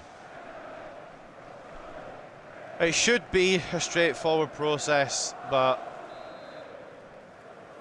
with a win against Real Madrid probably comes a loss against Sunderland, so arrived at the Stadium of Light, full of confidence, ready to go. Final game of today. Been a bit of a mixed bag in terms of form. 2 wins, 2 draws. Good job by Diamande to get it off the ball, who seems to be their danger man. Drawing obviously against Real Madrid in the first leg of the Champions League. And a 3-3 draw against Brentford. Xerxes gives lost in his first test of the day, probably have many. Obviously, yeah, back-to-back 3-3 draws to open today's episode, followed by a 3-2 just about win over Real Madrid. It could have gone so wrong so fast, but we held on. Shouldn't have been 3-2 to be honest, because the second goal shouldn't have gone in. The first one, fair enough, it should have probably been 3-1, but again, Real Madrid did dominate too, so you can kind of look at both sides of the coin. Yo man, Bergvall powers through, 1-0. Lucas Bergvall gives Manchester United the lead, and his story is so funny when you look back at it. Wasn't really ever meant to come here, but because he got offered in a swap deal from Mazraoui, we took it.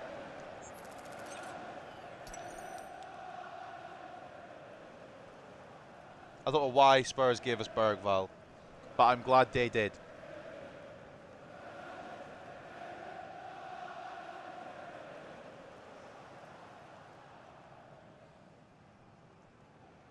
Annoyingly, I can't remember what country he's from.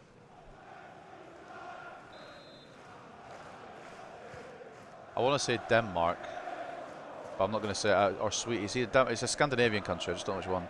Anyway, makes it 1-0. Could be 1-1 here, Paul. Supposed to Diamande with ease.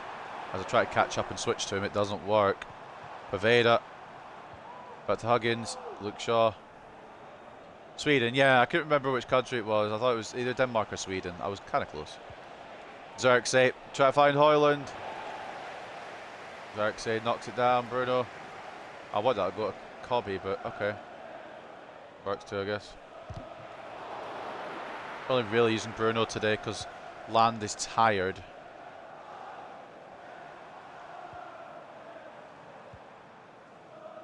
Just fine. Pienko. Cherkin's injured for Sunderland as well. Achiche. Tackled by Lenioro, who keeps it in just about. The weather doing me a solid there. The passes don't seem to be going as well as they should be. I think the wind is blowing to the right hand side here. It's really not helping me with my passes and my dribbles. Right though. Ah, bastard. He's another one that probably goes, not because I want him to. He's been a very, very good backup. But one of them, just because of age, possibly declining soon. Luke Shaw. And we'll get in either the broken fucking left back from Bilbao, or we'll go a bit more sensible. Find an understudy to Cadiolo. Ball's over to Poveda, who won't get it in, or he will get it in. We won't get it in if Diamande's in the way. LePaul gets his shot saved, and we can't keep it in. Can we? No. Luke Shaw tries. Throw in though. Luke Shaw still yet to return to the pitch. He's now back on. Can I move him? No. What's going on here? Dan Neil gets caught by Luke Shaw. I don't want to say championship teams are more his level, but I think because he's declining, he wouldn't be a miss at a team like this. Højlund. Booms it. Lawson saves it.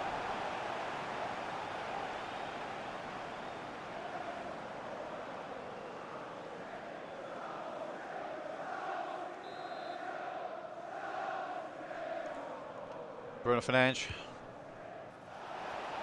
Ball away. Sealt. Nods it. I couldn't get it up with Xerxes. Cobby. Yeah, that was never going to work. Diamande. Oh, it could have worked if Sealt wasn't in the way. We're having a bit of fun with this, I will admit. But I don't want to take it too much. I still want to win.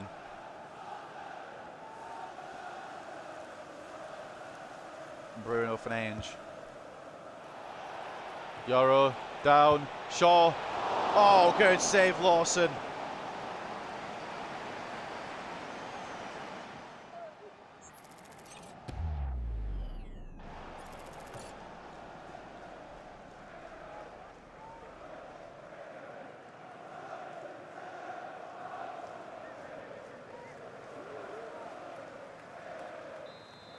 Bruno. Ball in, it's away, it's sealed. Hoyle or Hillman, Bergvall again.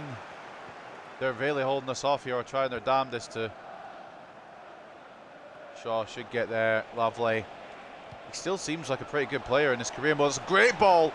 Good cut out by Churkin. That was a lovely ball from Luke Shaw. It's a very good defensive effort to prevent it from going any further. That was Ertzi. Lovely finish. Lovely finish. It's been a while, I think, since we've seen the Dutchman score. But he has scored.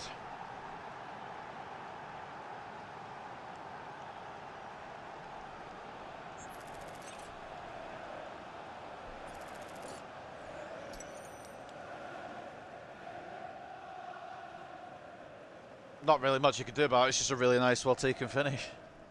It's the bottom corner. Lovely as you like from Joshua Zirkzee.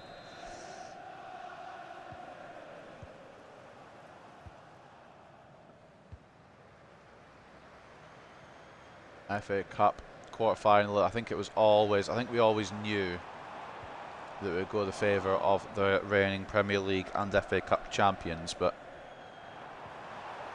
there was a chance that it could go a different way. Referee is seeing that as a foul. Sunderland will get the free kick.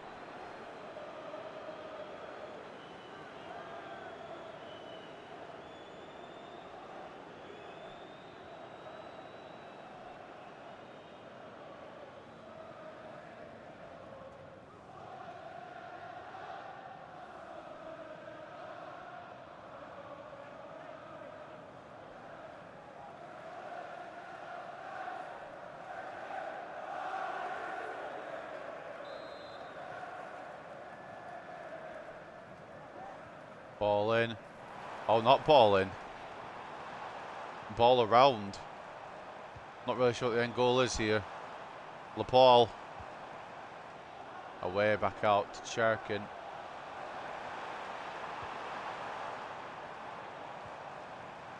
Bergvall can't close it down. Chiche. Effort, saved by Gillet, and he got caught by Diamande, but had already let the shot go, I think. Not really penalty offence. Oh, well, I mean, he didn't. Manu didn't know where he was going there, I don't think. I need to remember that we don't have wingers as well. Diamande. Fernandez. Ref. Probably a booking here for Dan Neil.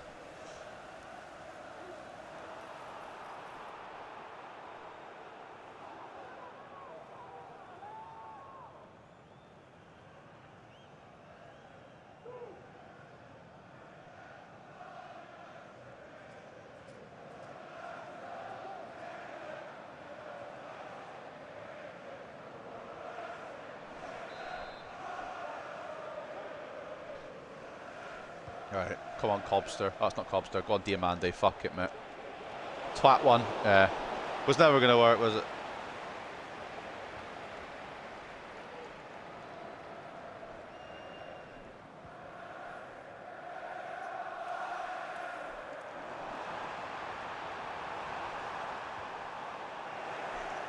Arno Martinez. Bergvall. Now Bruno. Again, Bruno's not really needed in a match like this, but Tigo's tired, so Bruno comes in and twats one from range. It's 3-0 probably.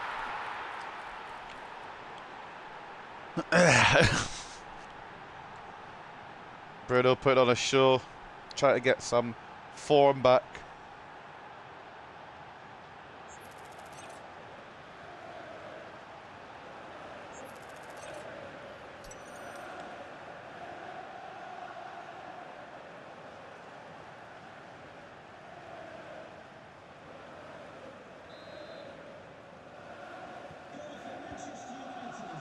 Well, I think it's safe to say that we are through to the semi-finals. You never know with Sunderland. There could be some magic, but I think probably decided at this point. Paul offside. Wasn't 100% sure. I thought about it, dragged. There's my Diamante too early there, but I didn't. Definitely offside.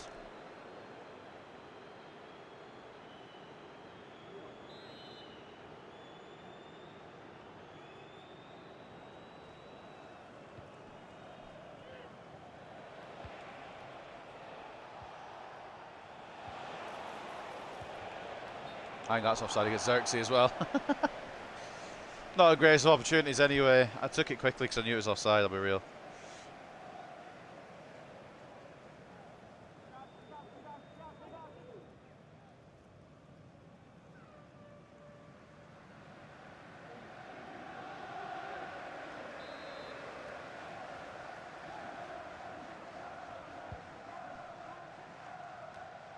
Diamante wins it. Bruno.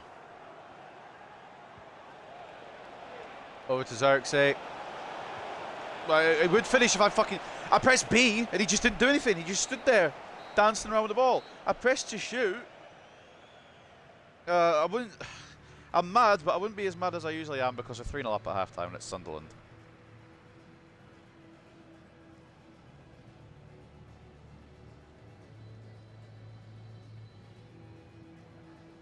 But like on a real note, why the fuck didn't he shoot?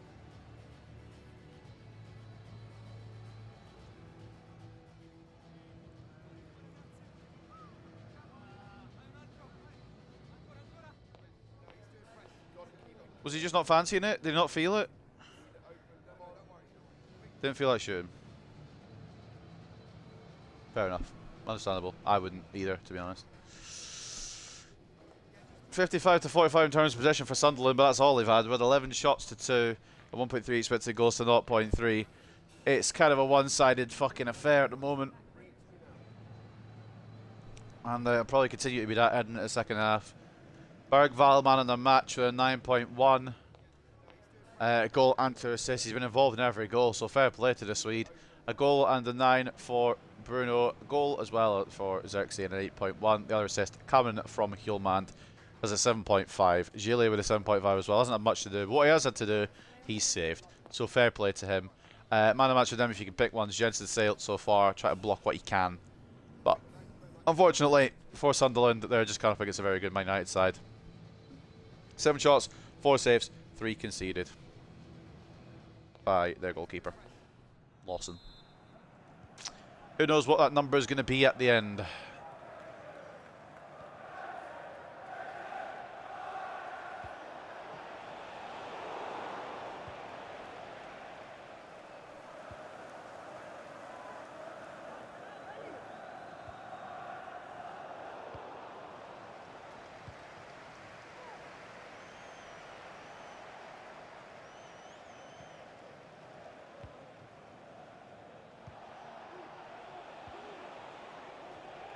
Not quite the movement I thought Bruno was going to do. It's alright though. At this point, I'm not really too fast. I'm kind of just running down the clock until, you know, closing time. I could probably let the AI take the wheel for the second half, but I'm not doing.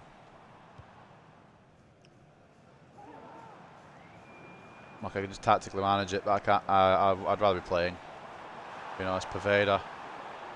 Tackled by Yoro.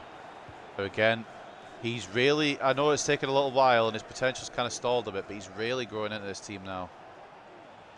With probably the exit of Matthias de Ligt after this season, he's got a real chance of stepping up. As do all the defenders in the club.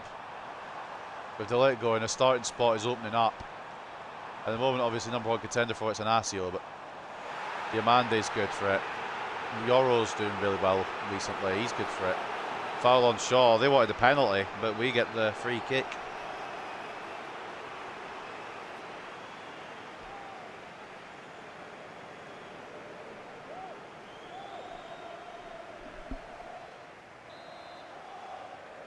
Yoro out to Shaw. Gilmund. Bergvall. Now Bruno. Good spot the run of Hoyland. Does spot the run of Hoyland. That should be 4. It's not 4. It's a great save, and Xerxes can't respond to the rebound. It's a really good save. I can't really front on that. Hoyland tried to go for placement, and it's just well stopped. Gilman. Xerxes. Out to Arnel Martinez now. Ball maybe lifted in towards Hoyland. It's away. As far as Bergvall, who can't win the header because he didn't jump. Usually helps if you jump if you want to win a header, lad. I'm not gonna lie. But it's not really like, it's not as if Sunderland haven't turned up to their races. It's just we've not let them turn up. To be honest, we've been just better, as you'd expect. To be honest, although Paul, sorry, not Poveda. It switched off of Luke Shaw there, but I didn't want it to. And Paul just tried to put a statement in for Sunderland, but it's off target. It just did not let me do what I wanted to do there, which is fine, because we're in a comfortable position, but if it was an important game, I'd be getting annoyed.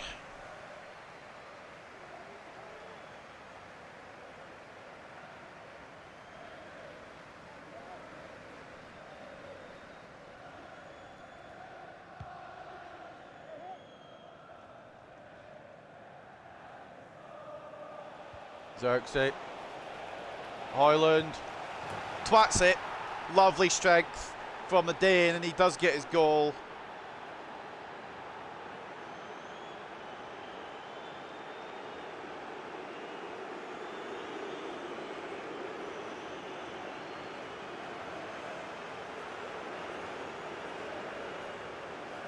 Great finish, although the keeper maybe could do a little better.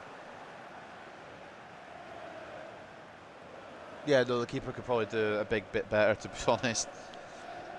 But we were always going for it, and we're just kind of... It's kind of just how many can we get, I suppose, at this point. A few days after this, we've got Southampton. We won't be playing that today. But Southampton will be the first game of the next episode. Followed by 2 legs against Leipzig, a Chelsea game, and a Wolves game, if memory serves me correct. We'll double check the calendar before we depart today. Does Sunderland have anything in them? I mean, if you're shooting like that, I'm not really sure what to tell you, ladies and gentlemen. I don't really know. Oh, that's not the ball. Gilman. That's not the ball either. The Danes aren't locating each other at the moment. Sorry, 4-0 up though. Demand 8, Bruno. Xerxes. Minu. Tried to go all the way with Corby, I'm going to be honest with you. See if we can get him something today, but I don't really mind now. We're definitely through. I'm more concerned on who we've got next, because we've got a possibility of Newcastle or Spurs. We've got Bournemouth, I don't really have a good history with. We might get an easier team. But there's been a foul here in the build-up on Bruno, and it looks like it's going to be a booking here for Wouter Goes, or Wouter Goes, I don't know how to pronounce it. All I know is he's got a yellow card for going for a Bruno. He hasn't really gone through him, he's just kind of caught him, but at the same time, it is a yellow card offence. Rodriguez is getting annoyed. Mate, relax a little bit. It's probably not even yellow, to be honest, and does it really matter anyway? Like, we're not winning by fucking country mile anyway. Kobe Minu. Good save. It could be more, really. You can see most of the Sunderland fans have already exited. I don't really know what they expected. We are Man United and we're top of the league. They are Sunderland and they're in the Championship. I don't really know if they expected a shock, but it was never really on the cards. We've just come off the end of beating Real Madrid. Now, if we hadn't beaten Real Madrid beforehand, I'd have said maybe a shock. Yeah, possibly. They might have done it. But no. This confidence this team has after beating the 15-time Champions League winners, it'll be hard to stop them. It really will be. Why isn't it letting me go to the ball with Minu there? Right. We've got it with Diamande anyway. It didn't let me run to the ball with Minu. That was weird. Quite funny though. Bergwall, great tackle. Cherkin's just gone all in and won it, to be fair. I respect that. Bennett trying to find Laporte for maybe a goal on the way out of the competition, but it's off target. Again, just running down the clock.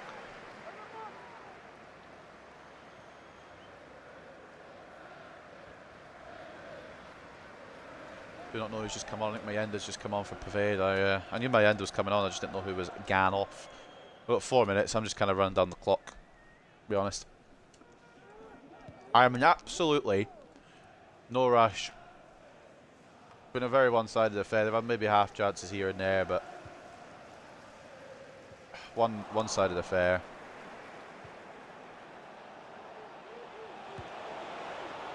Oh, Hoyland, where is the power? Just I've tried to generate power and that's gone.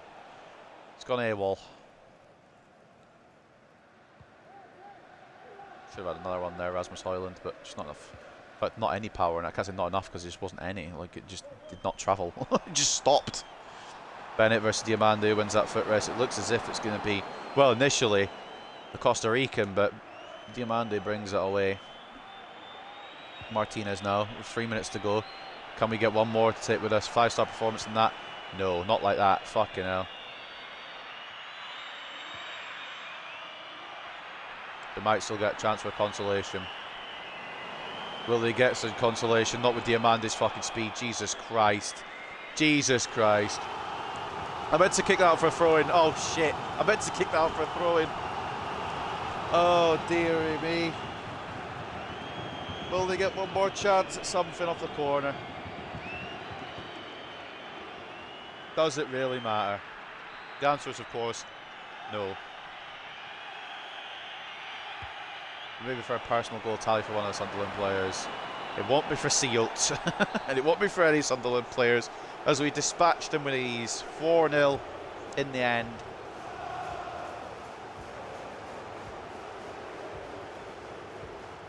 One-sided affair ends exactly how you'd expect it to.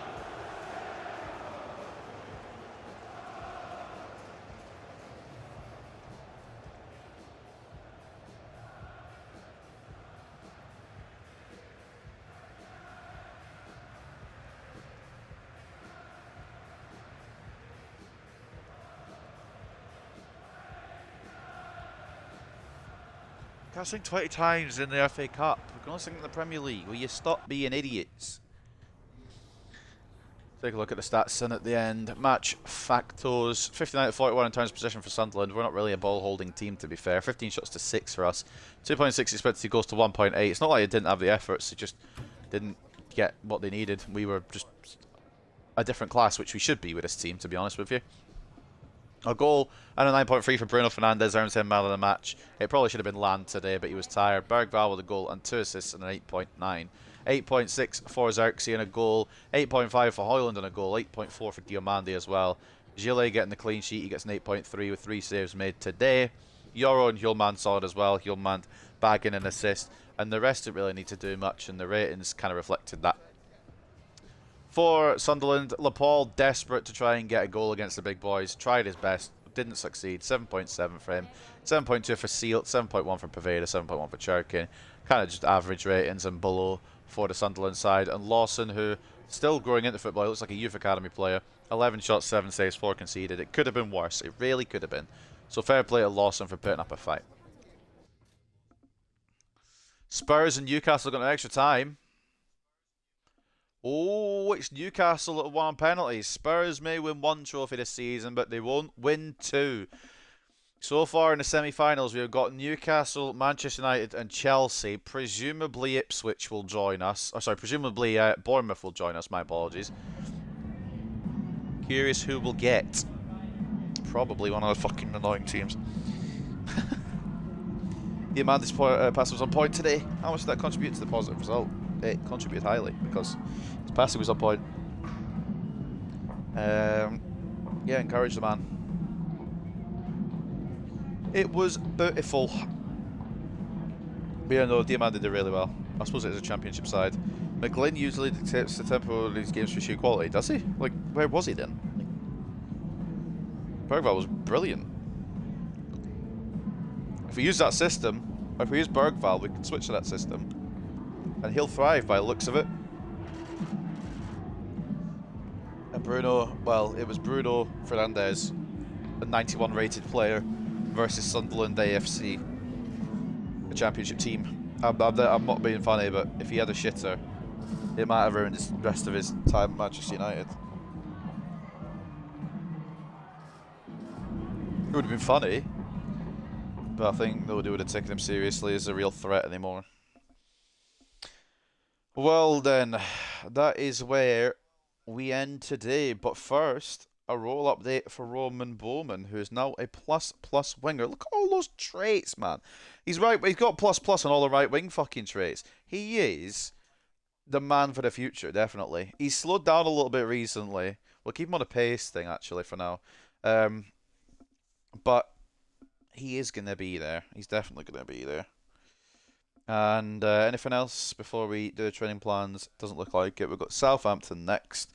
Let's fix up the training plans then, and we'll head on to Southampton, and we'll outro today's stream with a good success rate, to be honest. And we'll kind of take a look at updates on the table and everything like that as well. And the competitions, which we're still in all of that I want to be in. We're still very much on for the treble. But at this point last season, we were still on for the treble as well. It's kind of towards the end when we drew Real Madrid in the Champions League that it all fell apart. However, this time around, we don't have to worry about Real Madrid because we already knocked them out. So let's advance and see what we've got. Fucking hell, a lot of Team of the Week players for us there. 6 unread emails. Holy shit. So first of all, 3 youth players were unsettled. We'll call them up and move them on. Couple of matches rescheduled. 420k for the FA Cup. Leicester's been moved to the 10th of May, and Chelsea's been moved a day forward. Okay. So Bravo, Herrera, and Morales. Herrera, Morales, and wait, is that Marcelo Bravo? He's still only 16. What's he in patience for? Oh, fucking go on him. We're going to sell the goalkeepers, and we're going to potentially loan out Bravo. Although we'll probably sell him too, actually. No, we'll just sell him. Showing great potential, but we'll just sell him at this point. We've got bangers at wing. Herrera, yeah, we'll let them be free. I know they're showing great potential, but we'll let them be free. We've got our squad. So that is where we probably, well, is where we're doing today. I'm taking a look then at everything, the usual, the standings. Liverpool and Chelsea haven't played yet. They could rise up a little bit in the table. But this is how it looks. Man United on 68, Arsenal 5 points behind. West Ham 10 points behind them now. It really looks like it's going to be a 2-horse title race with Liverpool completing the top 4.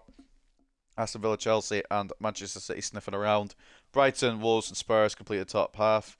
And as we continue to read down, the bottom 3 is Bristol City, Nottingham Forest and Southampton as it stands. With Southampton having an absolute derby of a season. If you don't understand what I mean by that. Derby got like 11 points, I think it was. Forgot about the Community Shield being that fucking one-sided, but I do remember us winning it. I didn't mean to click it, to be honest. But that is probably our repercussion for doing that. Because in the semi-finals of the FA Cup, we've drawn Chelsea. Newcastle United versus Bournemouth will be the other game. And we've had a couple of easy FA Cup finals, a little bit, or easier FA Cup finals. This one will not be this year, if we are to get to it. For the 3rd successive time, we've got Chelsea. I'm not excited for that, and that's probably why they brought the game forward, because we'll have 2 Chelsea games down the line. And of course, Champions League against Leipzig, with Barcelona, Arsenal, Inter Milan, Athletic Club, Leipzig, and Man United, and Milan, and FC Bayern being the quarterfinals.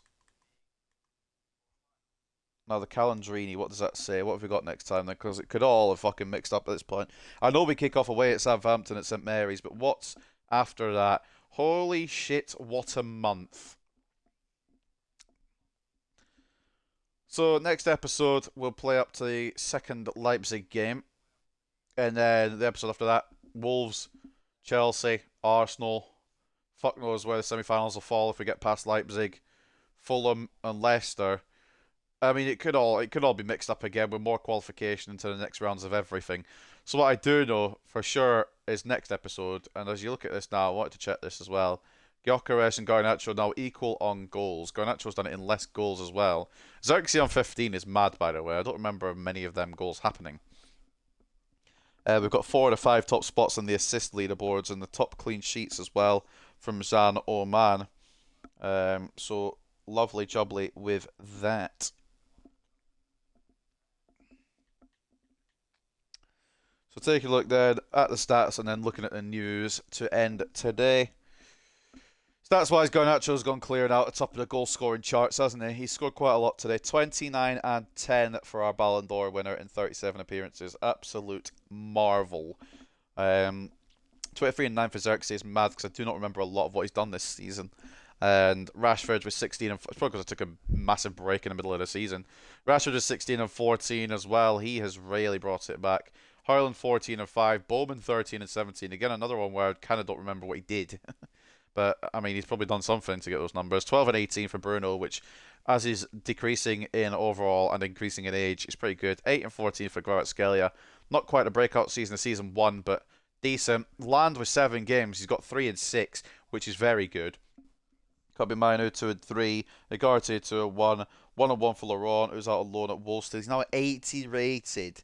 At just 20 years of age, he's got to be the left winger for the future as well. Problem is, we've already got our left winger sorted. It's Garnacho, and then it's, well, I mean, Bowman could go there, Rashford. I mean, Laurent will probably come in as a backup if we're going to keep using Rashford at striker. I don't really know. That's for season 5 to figure out if we ever get there. And if we obviously win the treble, we'll never know. Decent loan growth all around as well, though, I must admit. But Woods, I'm hoping for a little bit more from, because he has potential to be special. And then top assister, yeah, Bruno's there, Bowman, Kvaratskhelia, Rashford, Garnacho, double figures of assists as well. Cariolo with 8 assists from right back, Dallo with 2 assists from left back. We shall take that all day long. So one last news check and we'll call it a day for today, because I need to get stuff ready for work, which I start in about an hour, so I've got a bit of time, but like still. Let's read through the news then. Southampton versus Manchester United brace for match that could have repercussions at both the top and the bottom of the table. True, we could go clear in the title race. They might get relegated or very close to it. And we beat them last time, so I'm not really worried too much. 8 of the 11 in the team of the week, but that's because we played Sunderland in the quarterfinals, I would assume. Gillet, Arnar Martinez, who even dropped a stinker. Well, not a stinker, but he had one of the lowest ratings on the team. Gets in there, so you can kind of tell. Diamande, Shaw, Bergval, Fernandez, Højlund, and Xerxes, all in the team of the week. Only 3 different players. Bevan, or is it Revan? I can't read. It's Bevan for Bournemouth, alongside Mudryk and Palmer. And Ipswich and Bournemouth, who do you think's going to win? I think Bournemouth, because it's already happened. Chelsea beat Fulham. Somebody scored for the first time this season to push Manchester United for 4-0 winning at Sunderland. I'm assuming that's Bergval. Or Zerk. I don't know who that is, to be honest. That could be anyone. After a great performance in the match against Sunderland, Fernandez is named player of the match, which is to the surprise of nobody, if we're being real. And yeah, that is it. So, ladies and gentlemen, it's been a pleasure once again. And we will see you very, very soon. We've got, just to clarify once again for next episode, just so it's no confusion, we'll find out what we have the episode after. I'm not going to overdo it. We play Southampton away. We then play Crystal Palace at home. We go to Germany to play Leipzig. Then we go to Stamford Bridge to play Chelsea.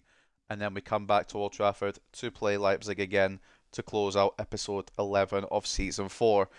A 3-3 draw today with Real Madrid opened the episode, with Brentford also getting a point off of us.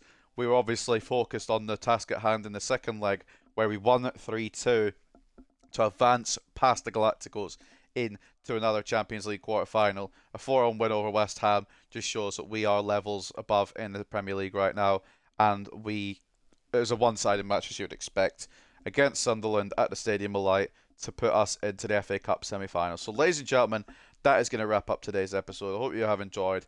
Maybe tomorrow we'll do another one, but if not, then it won't be till probably the weekend. I hope you guys have enjoyed. Take care and peace.